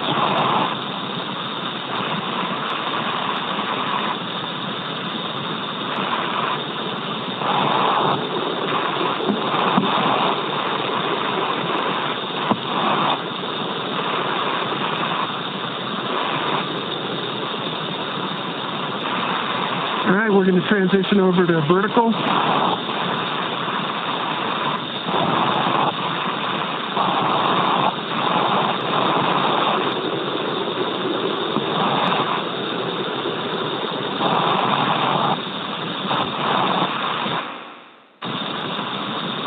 I'd say vertical and horizontal are equally workable, slight lead favors horizontal. I'm going to do a max reach. Left hand's at the top of the mobility aid. At the midpoint. You have good video?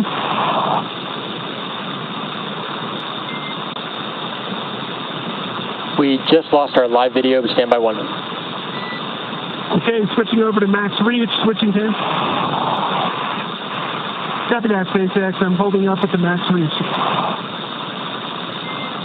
And EV1, go ahead and continue the operation. We'll let you know we're back on with live video.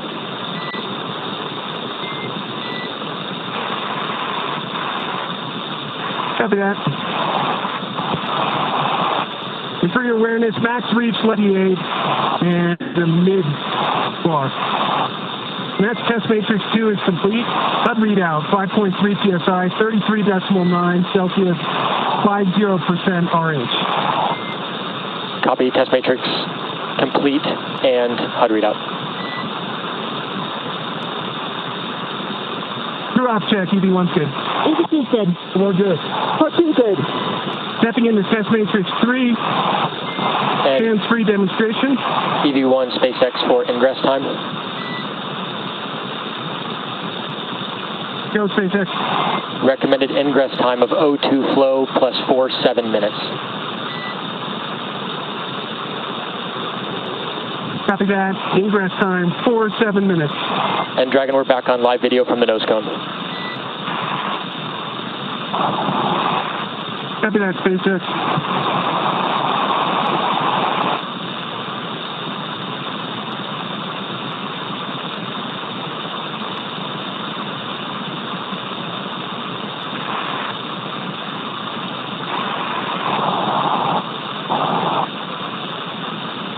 And SpaceX EV1, I would say the hands-free demonstration is very comparable to the trainer. in terms of the foot restraints. SpaceX copies. And EV1, when you have time, if you'd like to return to the reach demonstration, we'll take a look at that with the live video. After that, test matrix 3 is complete. The HUD readout is 5.3 psi, 47% RH, 33.8 Celsius, and stepping back into max reach. Copy test matrix 3. And as you can see, top of the mobility aid. And let's get a quick crew ops check. EV1's good. EV2's good. I'm good. What you good? Copy that. Okay, max reach, whether it's left or right hand, seems to be about the same. Top of the mobility aid, and then the mid-road. Copy, we see it. Checking up from the bottom.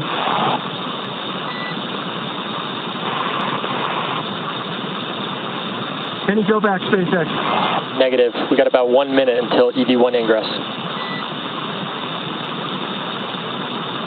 Copy that, 1 minute.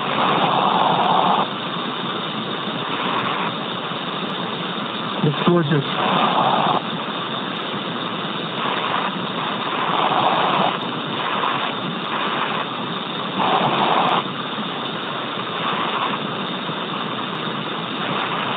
You want to see the size, you get the umbilical and then the right foot. EV1, we're checking out your helmet cam now.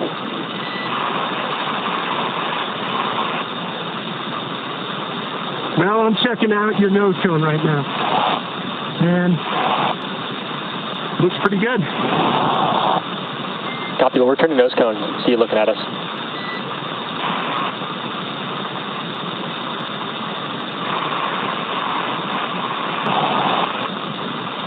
All right, we're coming up about that O2 flow timer time.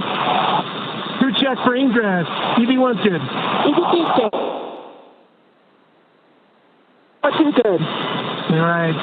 SpaceX EV1. Congrats for the huge team effort that it took to get us to this point. We know it's just the start. Then I'm transitioning back into the vehicle.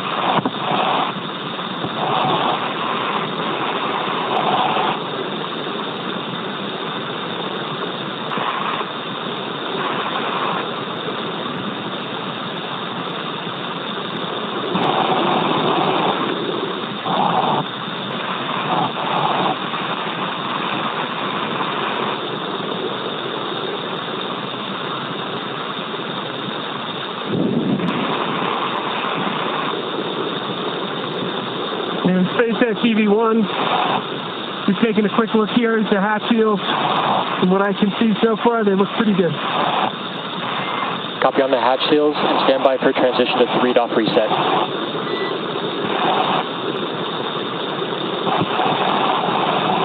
Copy that, SpaceX. Good.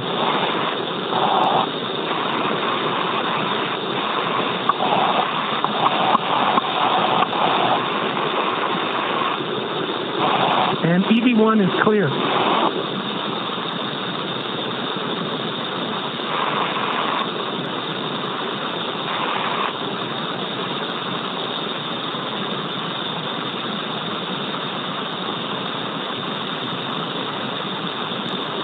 All right, so Jared back inside. We heard him going through what's called the test matrix. It's basically just a bunch of maneuvers using different hands, using the foot mobility. 3-off reset is in progress. Calling out numbers. Right now, though, we're doing, you just heard Arthur call up 3-off reset, so we didn't use any of the forward thrusters while Jared was out there. We're re-enabling them, putting us back in our perfect attitude before Sarah gets ready to go out the door. Fun thing to note, it's still not a perfect vacuum inside a Dragon. It's an open loop system, so oxygen is kind of getting dumped into the cabin as this is going on. So you got a higher pressure in Dragon than you have outside. So we're not worried about thruster pluming. Yeah. Now you mentioned Sarah, just like Jared, she will have 10 to 15 minutes outside, perform those same sets of mobility tests as Jared. Like we heard the Corps do with EV1, they will call out when there's 1 minute remaining. SpaceX, attitude reset complete. EV2, go for egress. There's Sarah's clear to proceed. Crew check for EV2 egress. EV1's good. EV2's good. We're good. What 2 good? EV2 is going to go stand in the door and then step outside. Now, this test matrix that Jared just performed and the one that Sarah's about to perform, they have both committed to memory in order to execute these. We saw it being done pretty efficiently. I can't believe how quickly that time went by. Mike, we were talking about how your spacewalks were hours, and these guys only have 10 to 15 minutes, and it just like that. Yeah, it can go pretty quick, and but fortunately... Test fields look good. I see a little bit of a bulge between 14 and 13.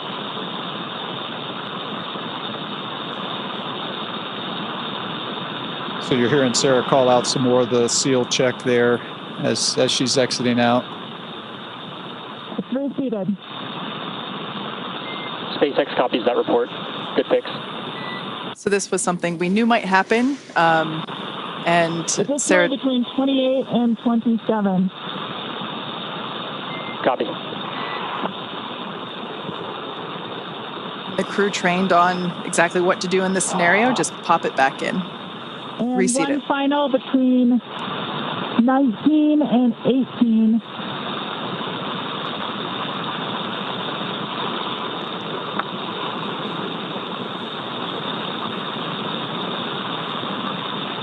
That might be best reseated with hatch closure. SpaceX copies. Can you repeat the location? After EVA complete.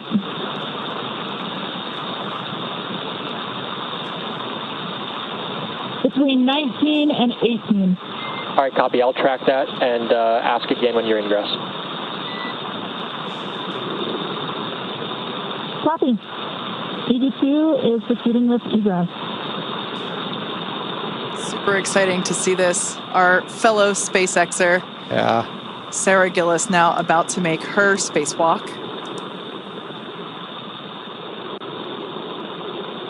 EV1, I'm going to hand this back to you.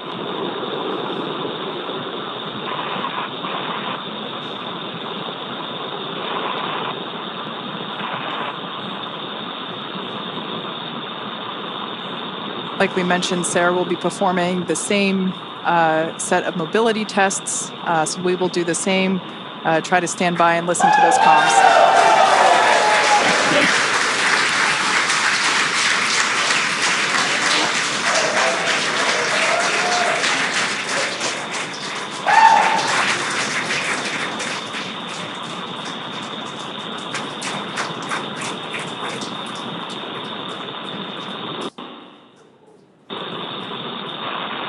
I mean, I said it before, a lot of us wear characters, we want to do this. All right, stepping into test matrix 1 for single-handed mobility. Really cool to see one of our own out there. That's awesome.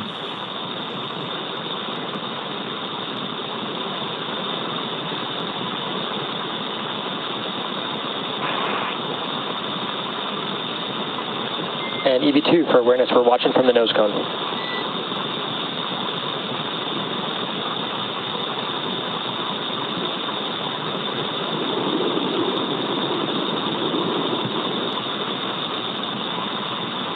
And copy all.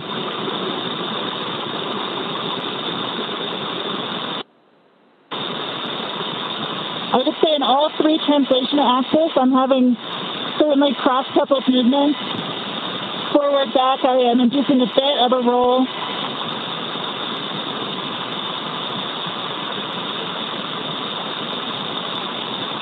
Similarly with left, right. And up, down, a bit of a pitch, but all are achievable. Rating of 3.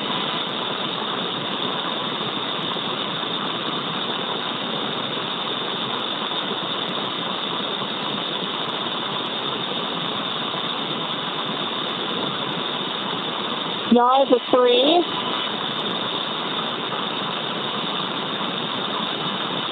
Roll is a 4.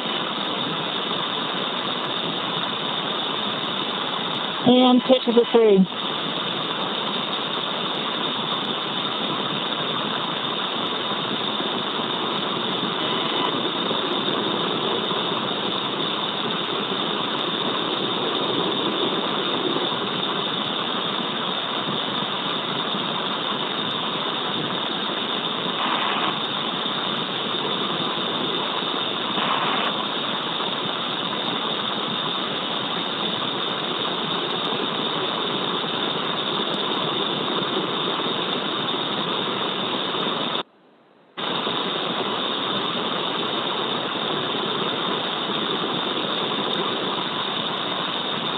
Turn source from left hand. Stepping into vertical translation. SpaceX copies. And EV2 for awareness, we're tracking an ingress time at O2 flow, 5-9 minutes. Copy, 5-9 minutes.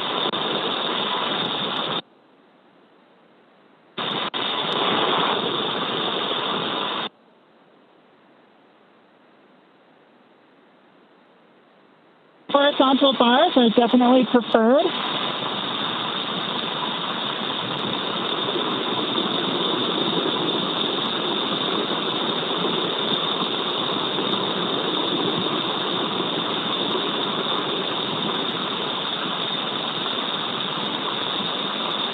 And I'm adequately able to stabilize my body with single-hand disturbances.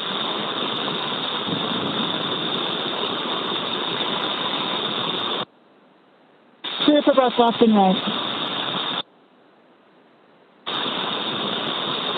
Stepping into max reach, do you have visual? Affirm, we have visual on the nose cone. Copy from bar 4 to bar 2, from top down.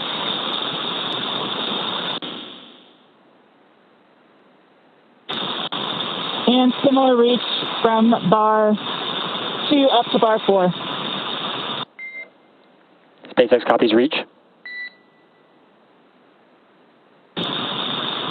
And EVA test matrix 1 complete. Seat pressure 5.25, 33.8 Celsius, 37% humidity.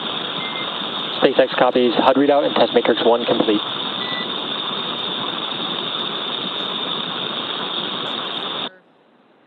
Copy, stepping into test matrix 2.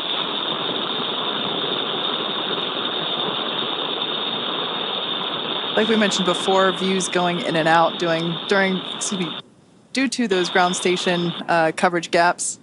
Yeah, comms are Some of the same. comms are through satellites, but we've got ground stations for video on Dragon. As you can see in the tracker, we just flew over on New Zealand. We're about to go right over the middle of the Pacific. No ground stations in the middle of the Pacific. Forward are actually pretty good.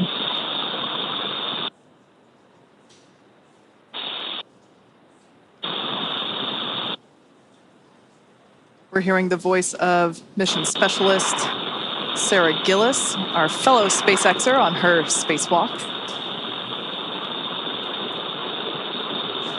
She's got about a minute left, and then she's going to start heading inside. And SpaceX with a little more work, they can actually get between almost bar 1 and bar 4 on max reach. SpaceX copies.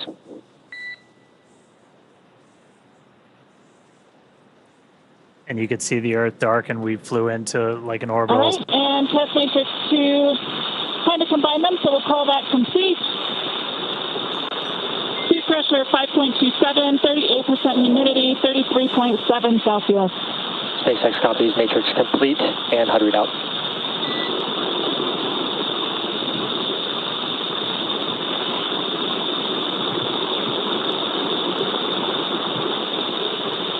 Stepping into hands-free demo.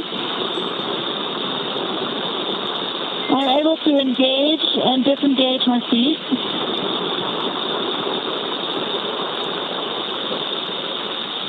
Copy that, EV2. And once you are able to engage, disengage, we'll actually have you start ingress. We're just over 5-9 minutes O2 flow.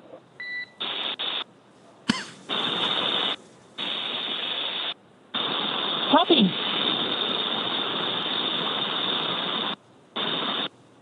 With that, EV2 is proceeding with ingress. Pre-check for ingress.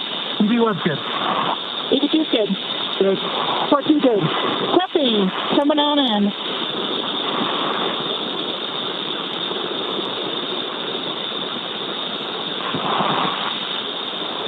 All right, and just like that, Sarah's going to start making her way in. Are clear. Check those hatch seals again. SpaceX copies on striker plates. And EV2, I have one more ask for the hatch, if you can check that out as well when ready to copy.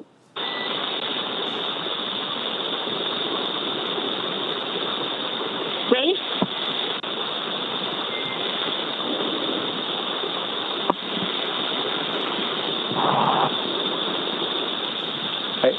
Copy. Copy. And EV2, what I'll have you do is when you ingress, can you get eyes on the hatch handle mechanism and see if the handle has been stowed in the do not stow window and report if you can see that?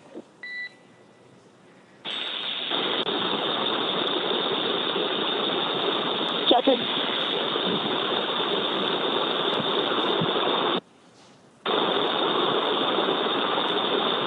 I think it's just outside. Copy, just outside. Thank you. Just outside the range.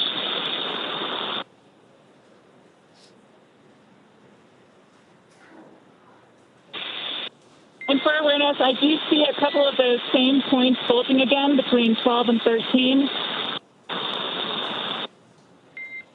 Copy, your go to address. No, mostly between 12 and 13 right now.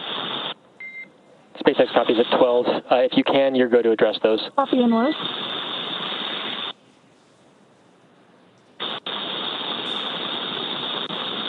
These numbers being called out represent the location around.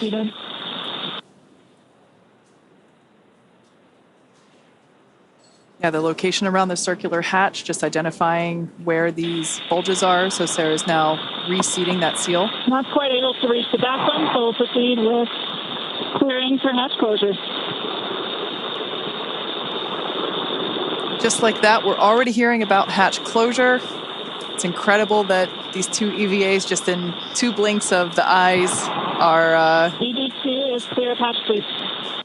2 checks.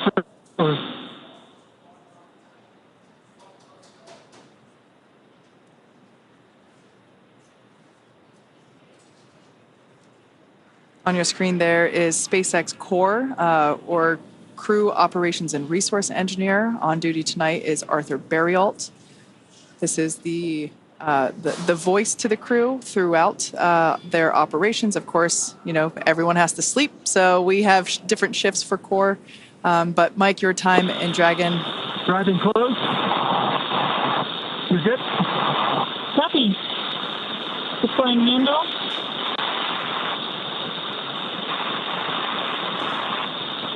Applying force.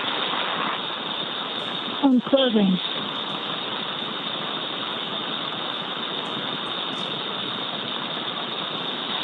Once we get ground station coverage, again, we will be sure to bring you views within the Dragon capsule. But right now, Sarah is closing the forward hatch.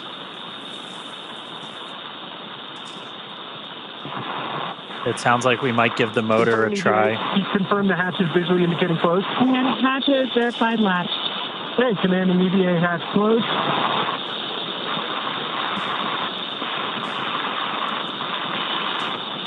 EVA hatch closed. All Dracos enabled.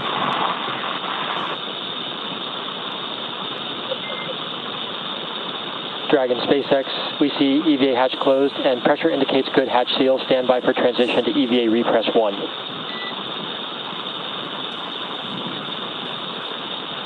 And EV1 copies. Everyone check secondary O2 valve closed. Copy. And then support 1, I'm good. EV1 closed. EV2 closed. O1 closed. O2 closed.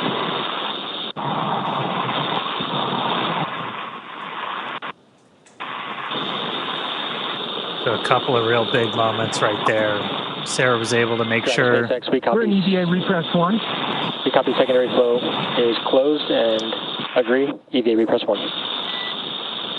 She was able to make sure that the seals were in good spot. We got the hatch closed. You Okay, can crew, see. we're out of a half PSI for 8.3.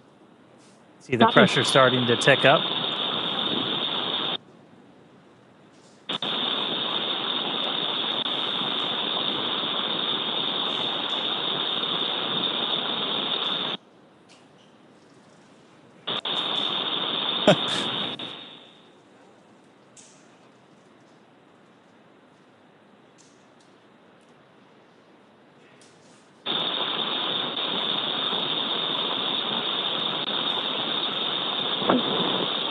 Just the final confirmation. Everyone confirm secondary O2 valves are closed.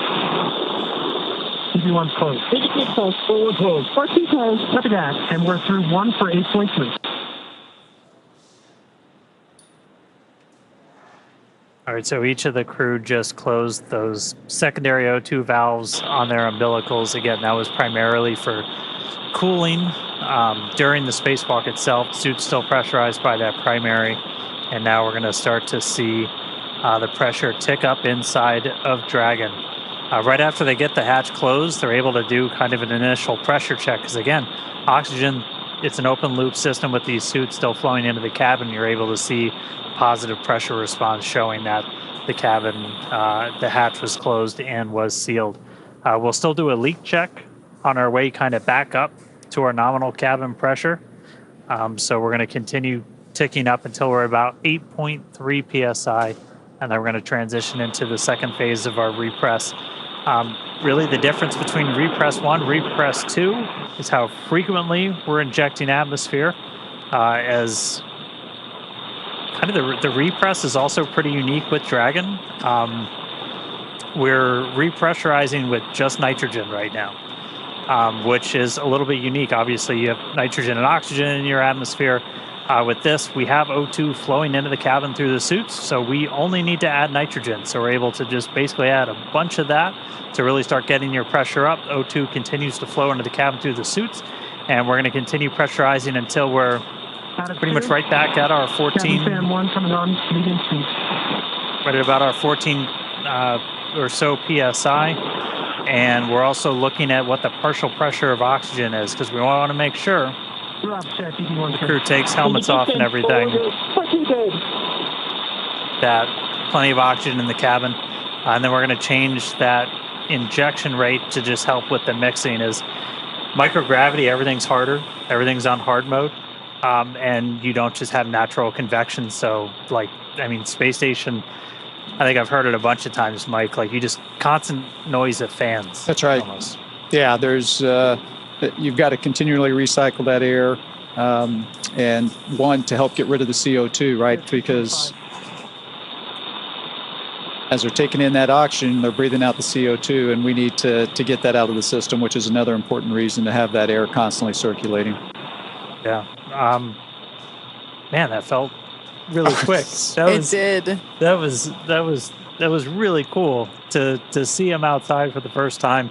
And what they were actually doing out there is a bunch of pretty simple tests as it looked, but like this is just learning how the heck do you move, because like just moving around in microgravity is tough, right? It is tough. Dragon SpaceX, we're about 2.5 minutes from Tidra's handover. EV1 copies. Out of 3. Yeah, that movement is tough, and there is a big difference just of moving around when you're in your short sleeves like we're inside the capsule, and when you put on that spacesuit, it's much more challenging to move around with that on. Yeah, and what they were really doing was just kind of like you put your hand on Skywalker, and then you're changing your pitch, you're doing translation up and down and everything. And then the one that I think is kind of cool is max reach, because like just going like that is, not easy. Yeah, and I think one of the other things I thought was interesting is you heard, I think it was Sarah, talk about the horizontal rail versus the vertical and how much easier that was for her to grab onto or utilize versus the vertical one. So simple things like that, for us, it's not a big deal. Yeah. But out there in the vacuum and in the microgravity environment, it does become a much bigger deal. And you and Dan and I, we've never been in space, so we certainly appreciate all of your expertise that you'd be able to share with us throughout this morning's operations and contributing your 2 cents. Yeah, no, thank you. It was great to be here. Just an incredible moment, not only for the Polaris Dawn, for all of SpaceX, and really for humanity, because it's just one of those small steps that's taken us that much closer to being that interplanetary species. So thank you very much for having me around. Our pleasure. Awesome. You're welcome back anytime. Excellent. All right. Good to see you, Hopper. Yeah. Thanks. Bye-bye. All right, so repress is continuing. We're a little over 4 PSI right now. Again, we're going to keep that going up until we're a little over 8, And then we're going to change our repress rate. We're basically just going to be injecting nitrogen for shorter periods of time. That's just going to help that atmosphere mix as we get the crew kind of back up to basically their normal cabin atmosphere that they haven't actually been at for the last couple of days, because we started this whole process like right after we got on orbit. Yeah, it was almost like we launched them and gave them 2 seconds to acclimate and enjoy their cute 0G indicator, and immediately stepped into the pre-breathe in order to prepare for today's activity.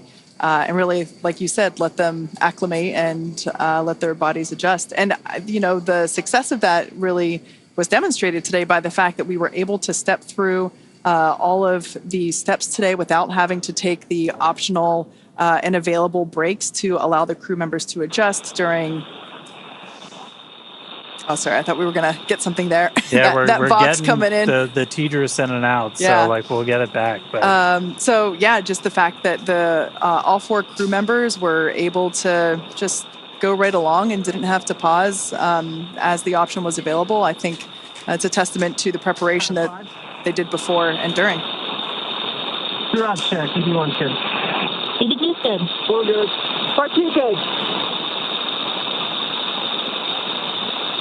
just heard a quick check-in from them, so we're going to keep counting the PSI up until we get to about 8. We are going to do another leak check on the way up to our nominal cabin pressure. As you introduce atmosphere, you're introducing temperature changes, not just pressure changes. And so we'll get to a nice, pretty stable point when we're at 8, and then we'll let it hang out there for a couple of minutes. Let the thermals kind of cancel out. That'll take about 5 minutes to do that.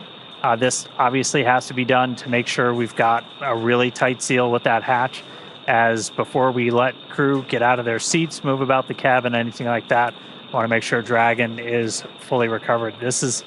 We just use Dragon as an airlock. Yeah, and actually the info that you were talking about, you see it there on your screen live with that telemetry there in the bottom left and bottom right hand corners. We can see the Dragon capsule and the suit pressures continuing to rise.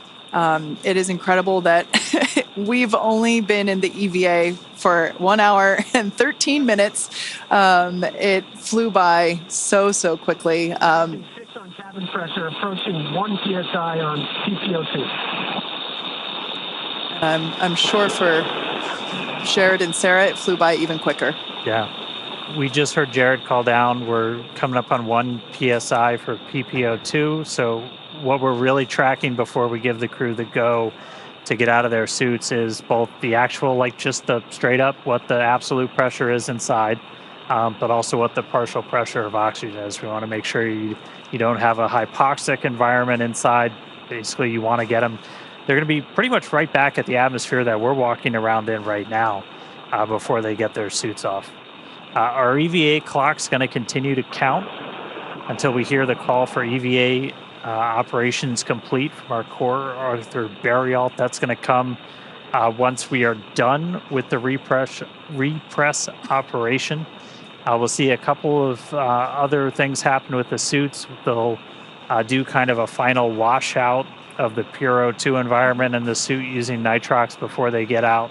Nitrox being that same air mixture that you have in your scuba tank. If you've got any scuba divers out there, that nitrogen-oxygen mixture.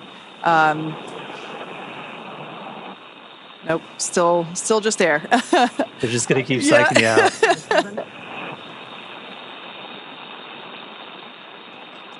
Should hopefully be getting video back from ground stations. SpaceX, passing 7. Stand by for transition to repress 2 at 8.3.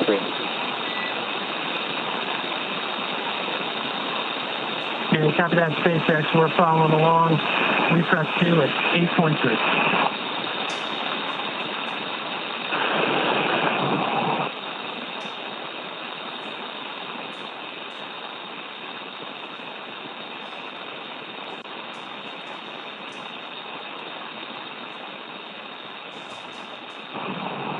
Yeah, so once we transition to repress 2, once we're at about 8.3 PSI, we'll stay there for about 2 minutes.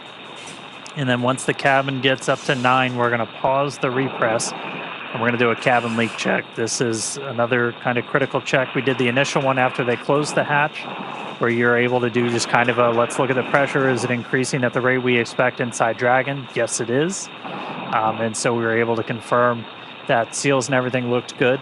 We're going to do another leak check now that we've got more pressure inside Dragon, just to really make sure that we've got a good seal on that hatch before we finish the operation. Coming up on 8.3.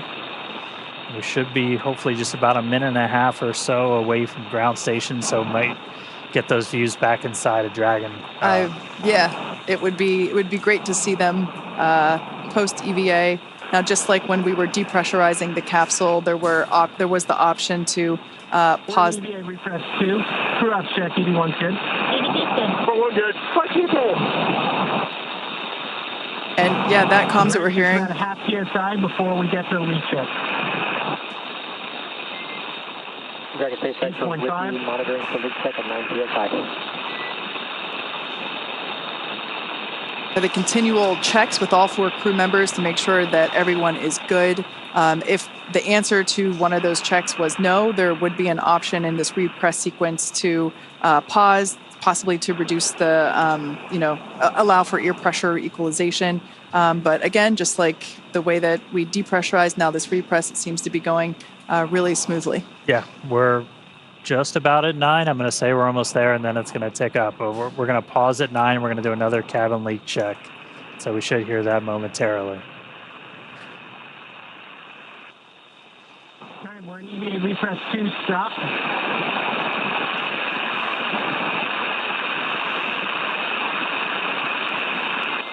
Dragon SpaceX is with you in EVA repress 2, stop.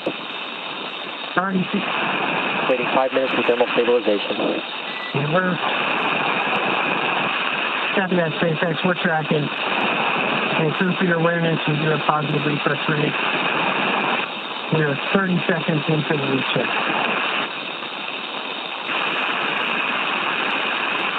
Like we mentioned earlier, right now this repress is being done with nitrogen.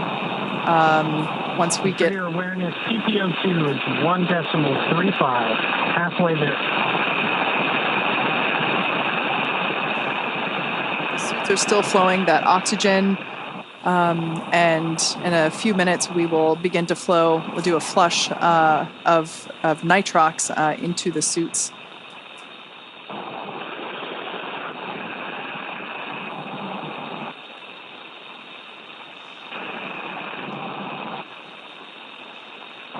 All right, we got our views back. There they are. It's a little sad to see that forward hatch closed again.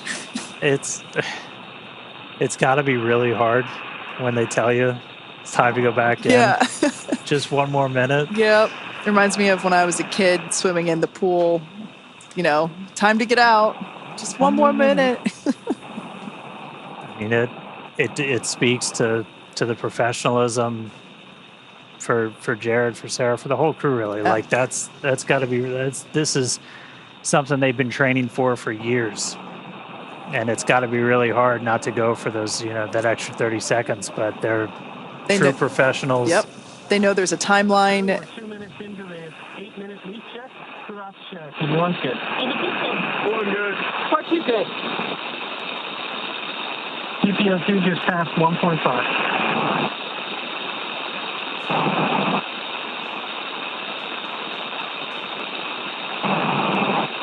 We're a couple minutes into our leak check.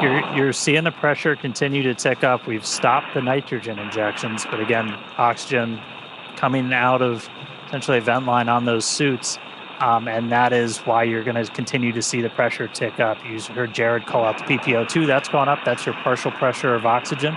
We're looking for that to get to over about 2.6, a little bit higher, and then our final actual just ambient pressure inside Dragon's going to be right around 14.4 or so. And I mean, that's a little bit lower than what we're walking around in now, but if you're at a little higher altitude state in the country or something, that's what you might be sitting in right now in your house. And they haven't been at that pressure since they left her. Yeah. But After we get all the way up there, we're going to do kind of a final flush of the suits using that nitrox that Kate was talking about. That takes them out of that pure oxygen environment, and that's one of the final steps before we'll hear that call from Arthur of EVA operations complete, and that's when our clock's going to stop. Our spacewalk did start today at 3:12 a.m. Pacific, 10:12 UTC. It's continuing to tick up. Ours was unique. We talked about it a little bit with Mike. There's different rules for every single spacewalk. It's kind of fun, a little challenging sometimes to track all of them. Even on the space station, there's We're halfway through the leak check. Still positive research.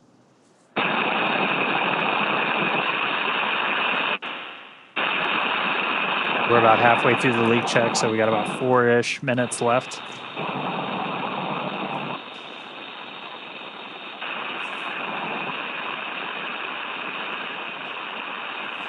We can see the pressure inside Dragon stabilized during this leak check at 9.4.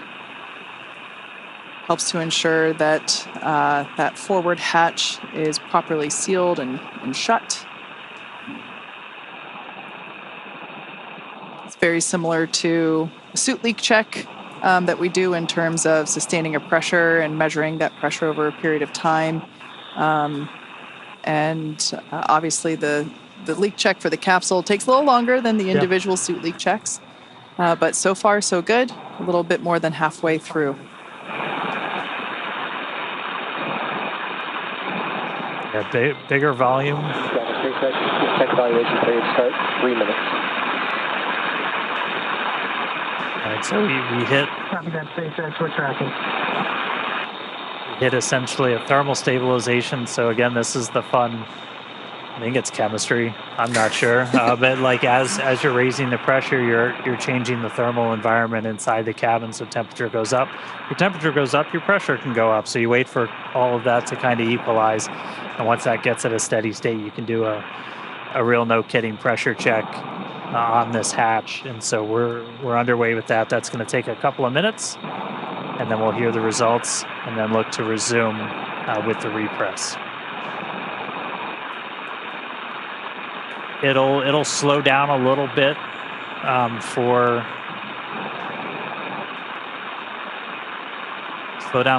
the remaining of the repress. Kind of going in reverse. When we did the depress, that initial, a lot of that atmosphere was flowing over, and once we got down low, it started to slow.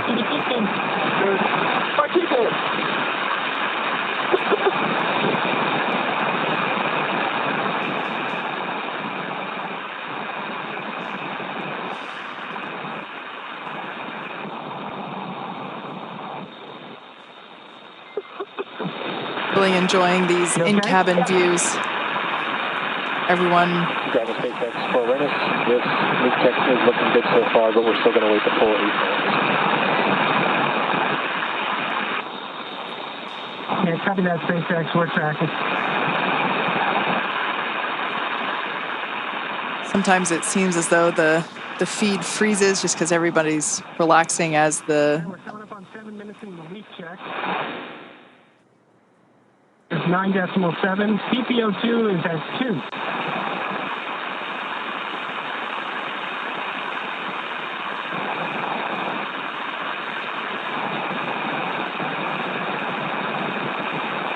Enough.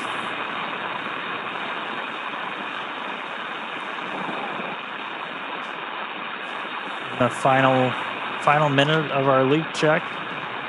Reports from the ground. Everything's still looking good.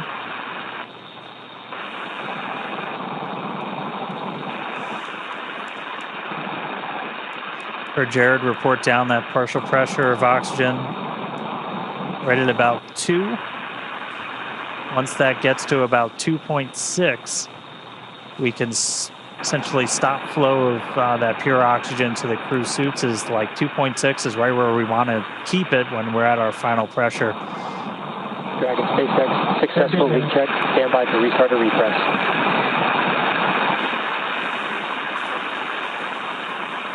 Copy that, SpaceX. We're following along. Great news there. Successful leak check of the cabin. Refresh 2.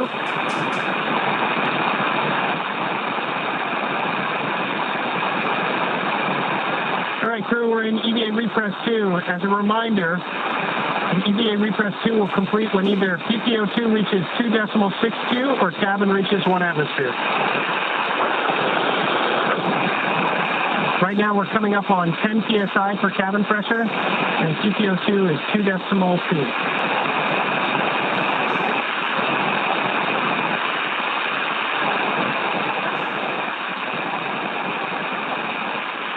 It's a really good explainer there from Jared. Again, those are the values we're looking at. We're seeing the PPO2, that partial pressure of oxygen, continue to tick up. Once that gets to about 2.62, we're going to be done flowing that pure oxygen to the suits of the crew.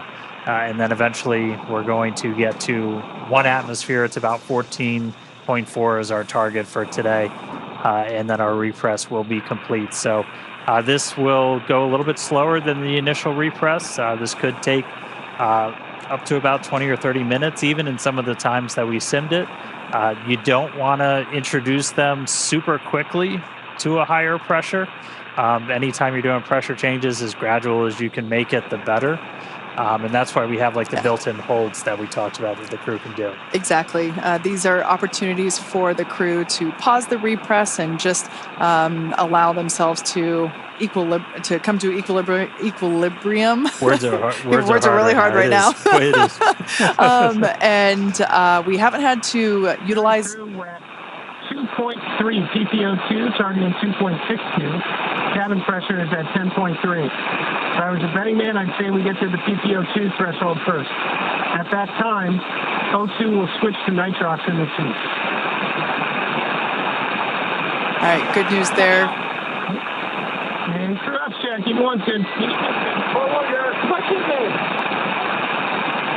Dragon SpaceX, we concur with EV1 call.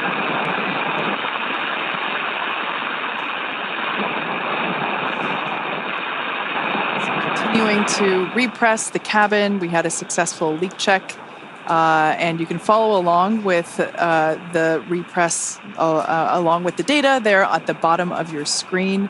As Jared said, we are targeting about 14 psia for cabin pressure, or when cabin PPO2, that partial pressure for O2 reaches about 2.6. So we are continuing to progress pretty well. 2.4. Cabin's 10.55. However, as Dan just said, this portion of the repress could take up to 30 minutes, just so that we're allowing the crew to acclimate along with the capsule. Really cool day so far. It was awesome to see them, out there going through the test matrix. Like, we only got to talk about it a little bit, but just some of the different tests that they were doing while they're out there. This is like fundamental. How do you do a spacewalk? Well, first of all, you use your hands a lot. And how are you going to be able to move around? This is the first time we've ever had the suit in that environment crew. And so they had basically a checklist of like, these are the things you're going to do. It was, use one hand and wave the other one around and see how well you can stabilize yourself, and then rate that activity on a scale of 1 to 5 and report it back to. We could hear that a little bit in the activity of, okay, I'm doing this thing. Here's the functionality of that test. Yep. Yeah, and then doing the reach test, doing the up and down, and they did it at the very end. You saw Jared go hands-free for a second, and that was we had a foot restraint in Skywalker as well. If you've ever watched a spacewalk in the space station, you've seen astronauts in the robotic arm getting flown around with just their feet strapped in. That's a pretty critical tool when you're working in microgravity, because otherwise, you go to swing the hammer and like it swings back at you. So you need something to kind of brace yourself, and a foot restraint can be really important. Yeah. We also saw the helmet cam getting checked out. That was certainly a highlight for us to see what Jared was seeing. even though at that point I think we were in, the orbital night. But it was many amazing views, and it went by so quickly. Both Jared and and we're back. We got views again. SpaceX is with you. Reminder to start manual timer on nitrox to suits.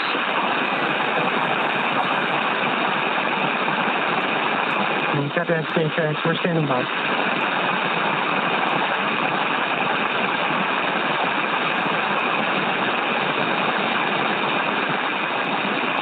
There it is.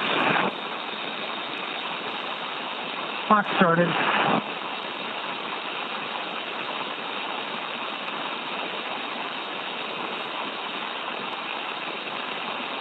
We're on nitrox pursuit.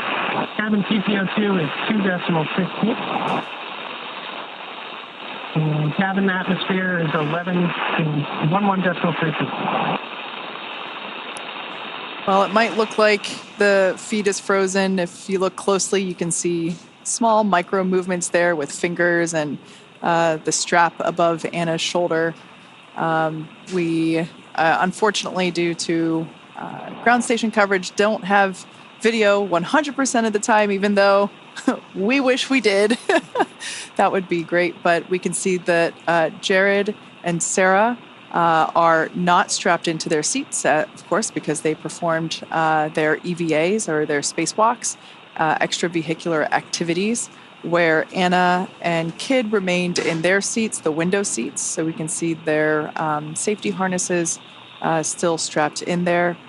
At this point in time, we are continuing with the repressurization of the Dragon capsule, Dragon Resilience. We had a successful leak check. 4-1 good.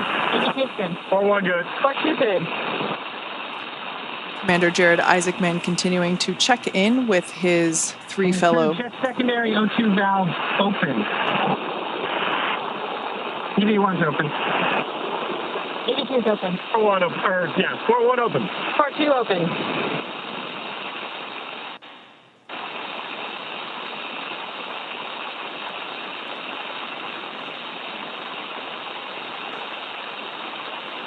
Continuing to repressurize the Dragon capsule.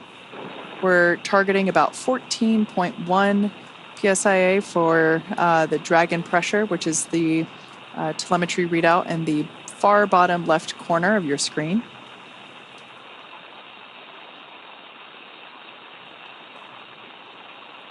Yep, and along with that, we're also tracking the partial pressure of oxygen. So we did hear that they've stopped the flow of pure O2 to the suits, and they've switched over to nitrox. So again, anything that we're flowing into the suits also gets introduced into the cabin atmosphere. It's an open loop system. It's how you essentially maintain pressure in the suit, since you're just constantly flowing that air in there to wash out any carbon dioxide they're exhaling, to actually function as they're cooling.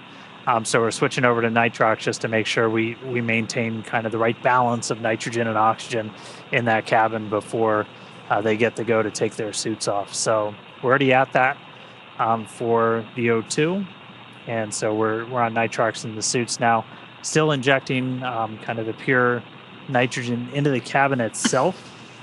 And the teams just keep an eye on the O2 levels as we go throughout, and we can adjust our injections as we need to.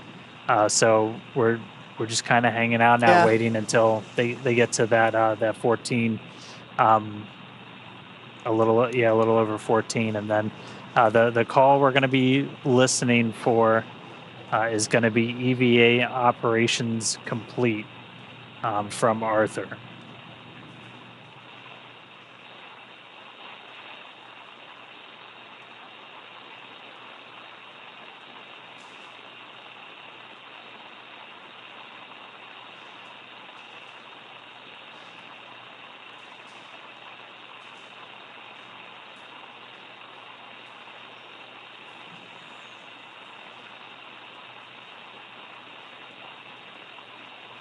We're 4 minutes into the O2 walkout.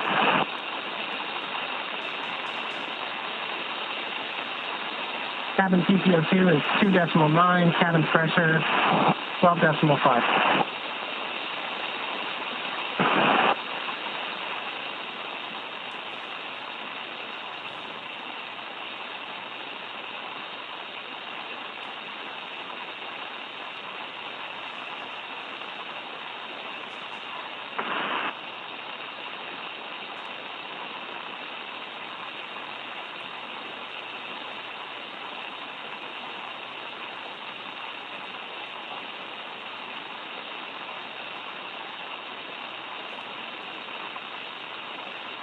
can see the Polaris Dawn crew continuing continuing to monitor the repress of the Dragon capsule.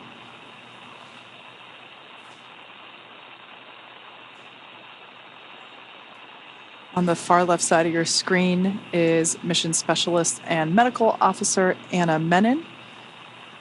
To her left, or our right, is Mission Specialist Sarah Gillis.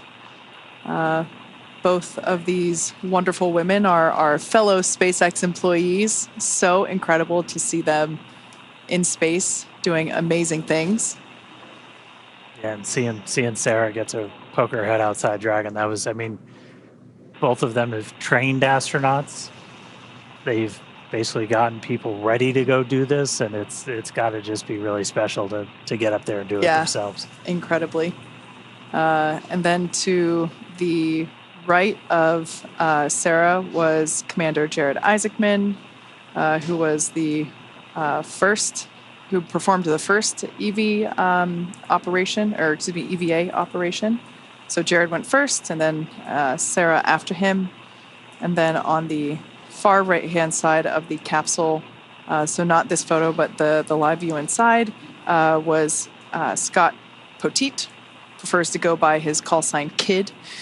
He had the other window seat. Now, if you tuned into the launch phase of Polaris Dawn, you might recall that Scott... Period.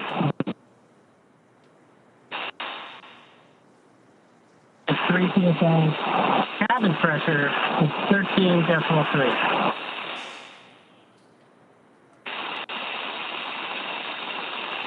Scott is actually our Polaris Dawn pilot, so in order to enable EVA operations, he and Sarah had to swap seats. So Sarah has been keeping the pilot seat warm for Kid.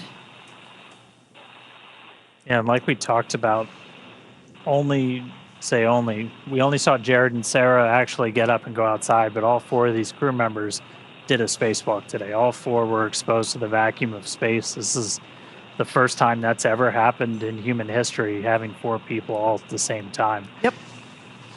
We saw Jared and Sarah go out and do those mobility tests. Anna and Kid, one of their kind of main roles was being the eyes back inside. Very similar if you've ever watched a space station spacewalk, where you let people inside who are able to kind of call out or fly a robotic arm or something. They're just a really important part of the team to make all of this work. Like, no spacewalk doesn't happen in a vacuum. It happens in a vacuum, but like you're never doing it solo. And so they were largely making sure that umbilicals didn't get hung up and keeping eyes on seals and stuff like that for the crew. So also keeping an eye on the umbilicals in case if it got wrapped around their foot, and just really acting as the assistant coach while the EVAs were underway. Right, we're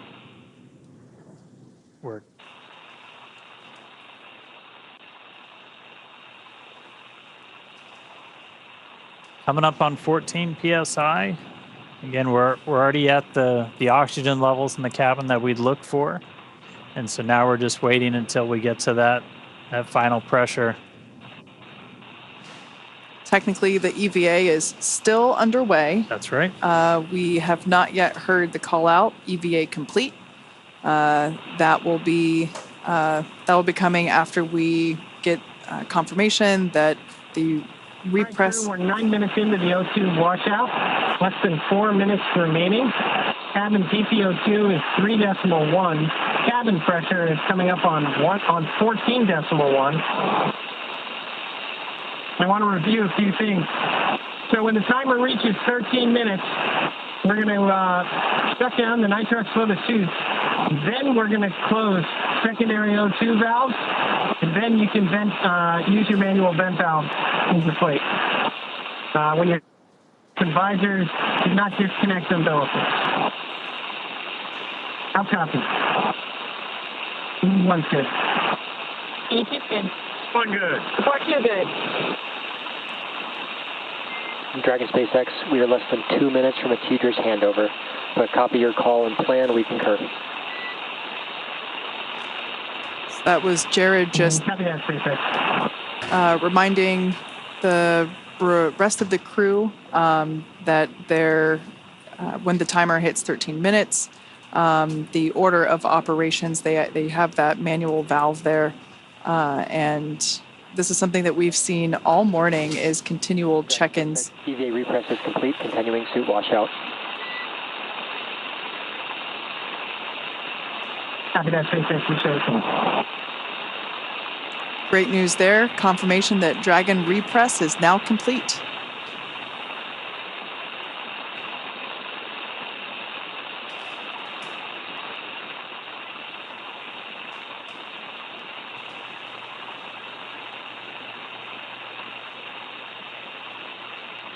So right now we're just waiting for that final, we call it the O2 washout. So again, we've been using nitrox instead of the pure oxygen into those suits.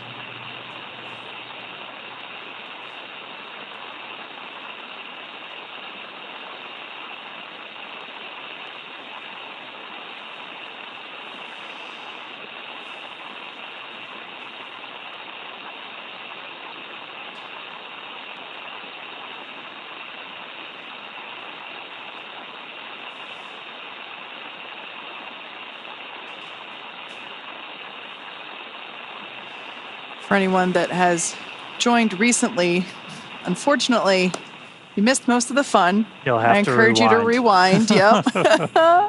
Go back about an hour. We have had successful completion of both Jared and Sarah's spacewalks. We saw them move through their test matrix and perform the suit mobility tests and the testing of the Skywalker mobility aid located at the top of the Dragon capsule. 1 minute to go.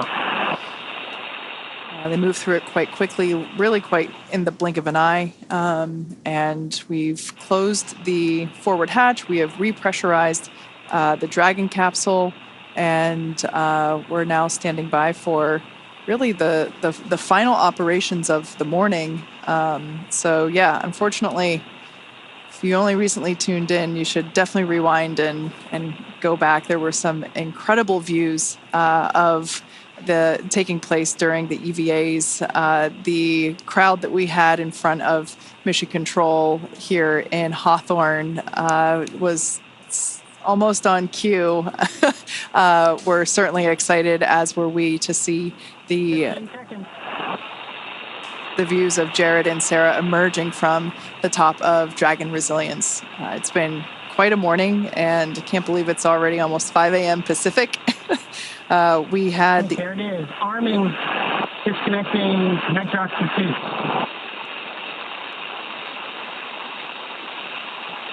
And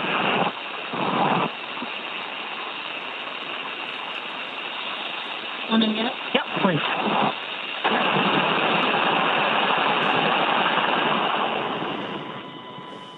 All right, check secondary O2 valves closed. EV1's closed. EV2's closed. 4-1 closed. 4-2 closed. All right, you're going to manually vent down.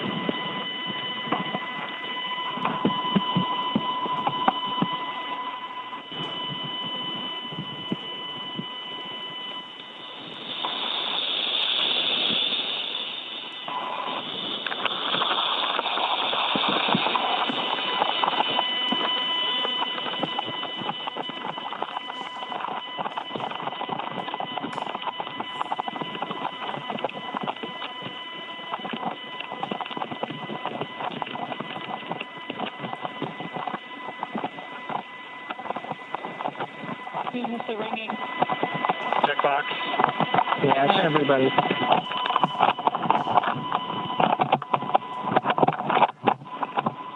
Whew. Smell that? Space.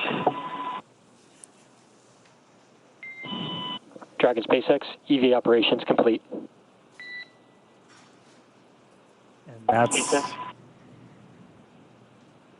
Copy that, SpaceX.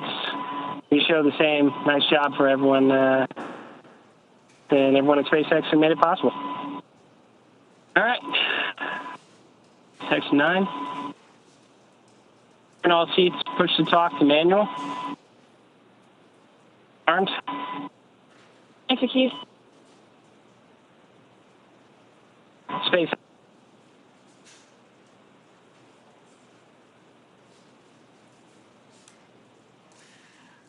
Wow. If you're just joining us, we just heard the call out that EVA operations are complete, which marks the completion. EV1, comm check on manual push to talk. Manual push to talk, loud and clear. All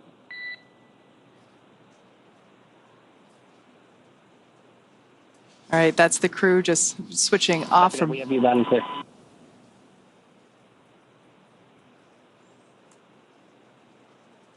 Just switching off from Vox and back on to the push to talk. That silence, really, that's it. That was the first ever commercial spacewalk. We started at 3:12 a.m. Pacific time, which puts us at 1 hour and 46 minutes. The 4 astronauts on board Dragon Resilience performed a suited pre-breathe process to acclimate their bodies for the reduced pressure. After that, the cabin was vented and the hatch door was opened.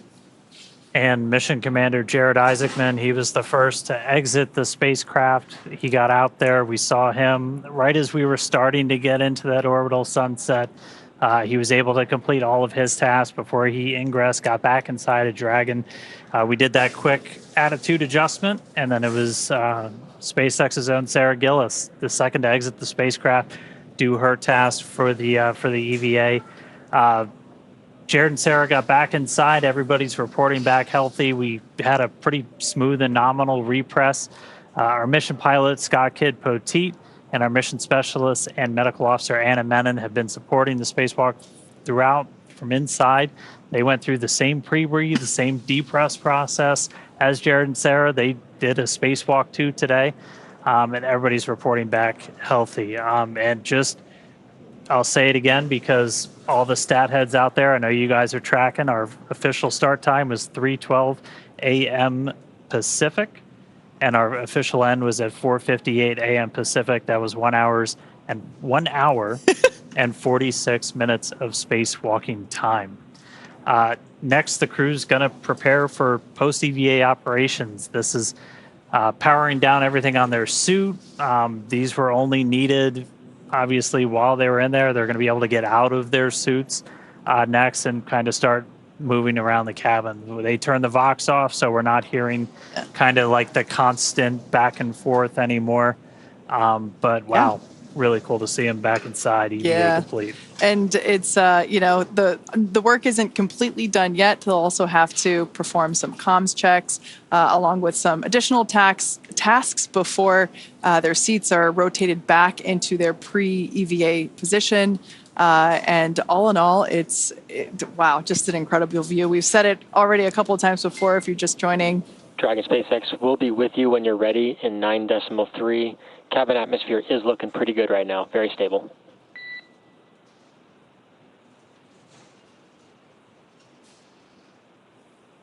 Yeah, copy that, SpaceX, and we are ready for your seat rotation. SpaceX All copies, right, report when that initiating. is incredible news. Okay. We're moving into seat rotation, so again, after that, the crew will be able to get out of their suits, and that'll be the end of just a really successful day. Hour and 46 minutes of spacewalking today. So the Polaris Dawn crew, they're back in their seats inside Dragon, completed a successful spacewalk, first ever from Dragon.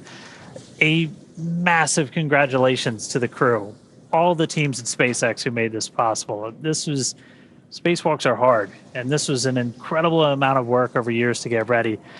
Special thanks to Mike Hopper for being here with us today, sharing some great insights. Always good to have somebody who's done the thing to help you explain like Yeah. what's happening. That was awesome. Not only having done EVAs himself, but also he's a Dragon rider. He Yeah. commanded the Crew 1 mission.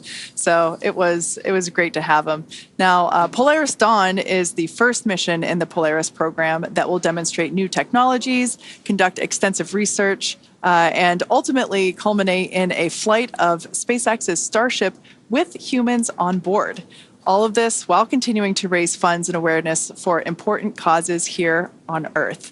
Now, you can learn more about the program at polarisprogram.com.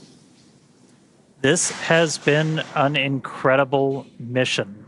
On day 2, Dragon went to its high apogee point, the highest point in its orbit, more than 1,400 kilometers.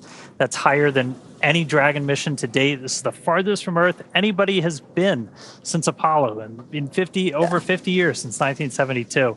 And then today, the Crew, first civilians to perform an EVA in space, first one in Dragon. Yeah, and the Crew also the first to test Starlink laser-based communications in space. Excuse me, I got too excited. And of course, we'll also be back to bring you live coverage of Splashdown, which we are hoping to have in a couple of days, obviously weather dependent. But you can stay on top of all of the SpaceX updates by following us on X. Thank you for watching, and we'll see you back here real soon.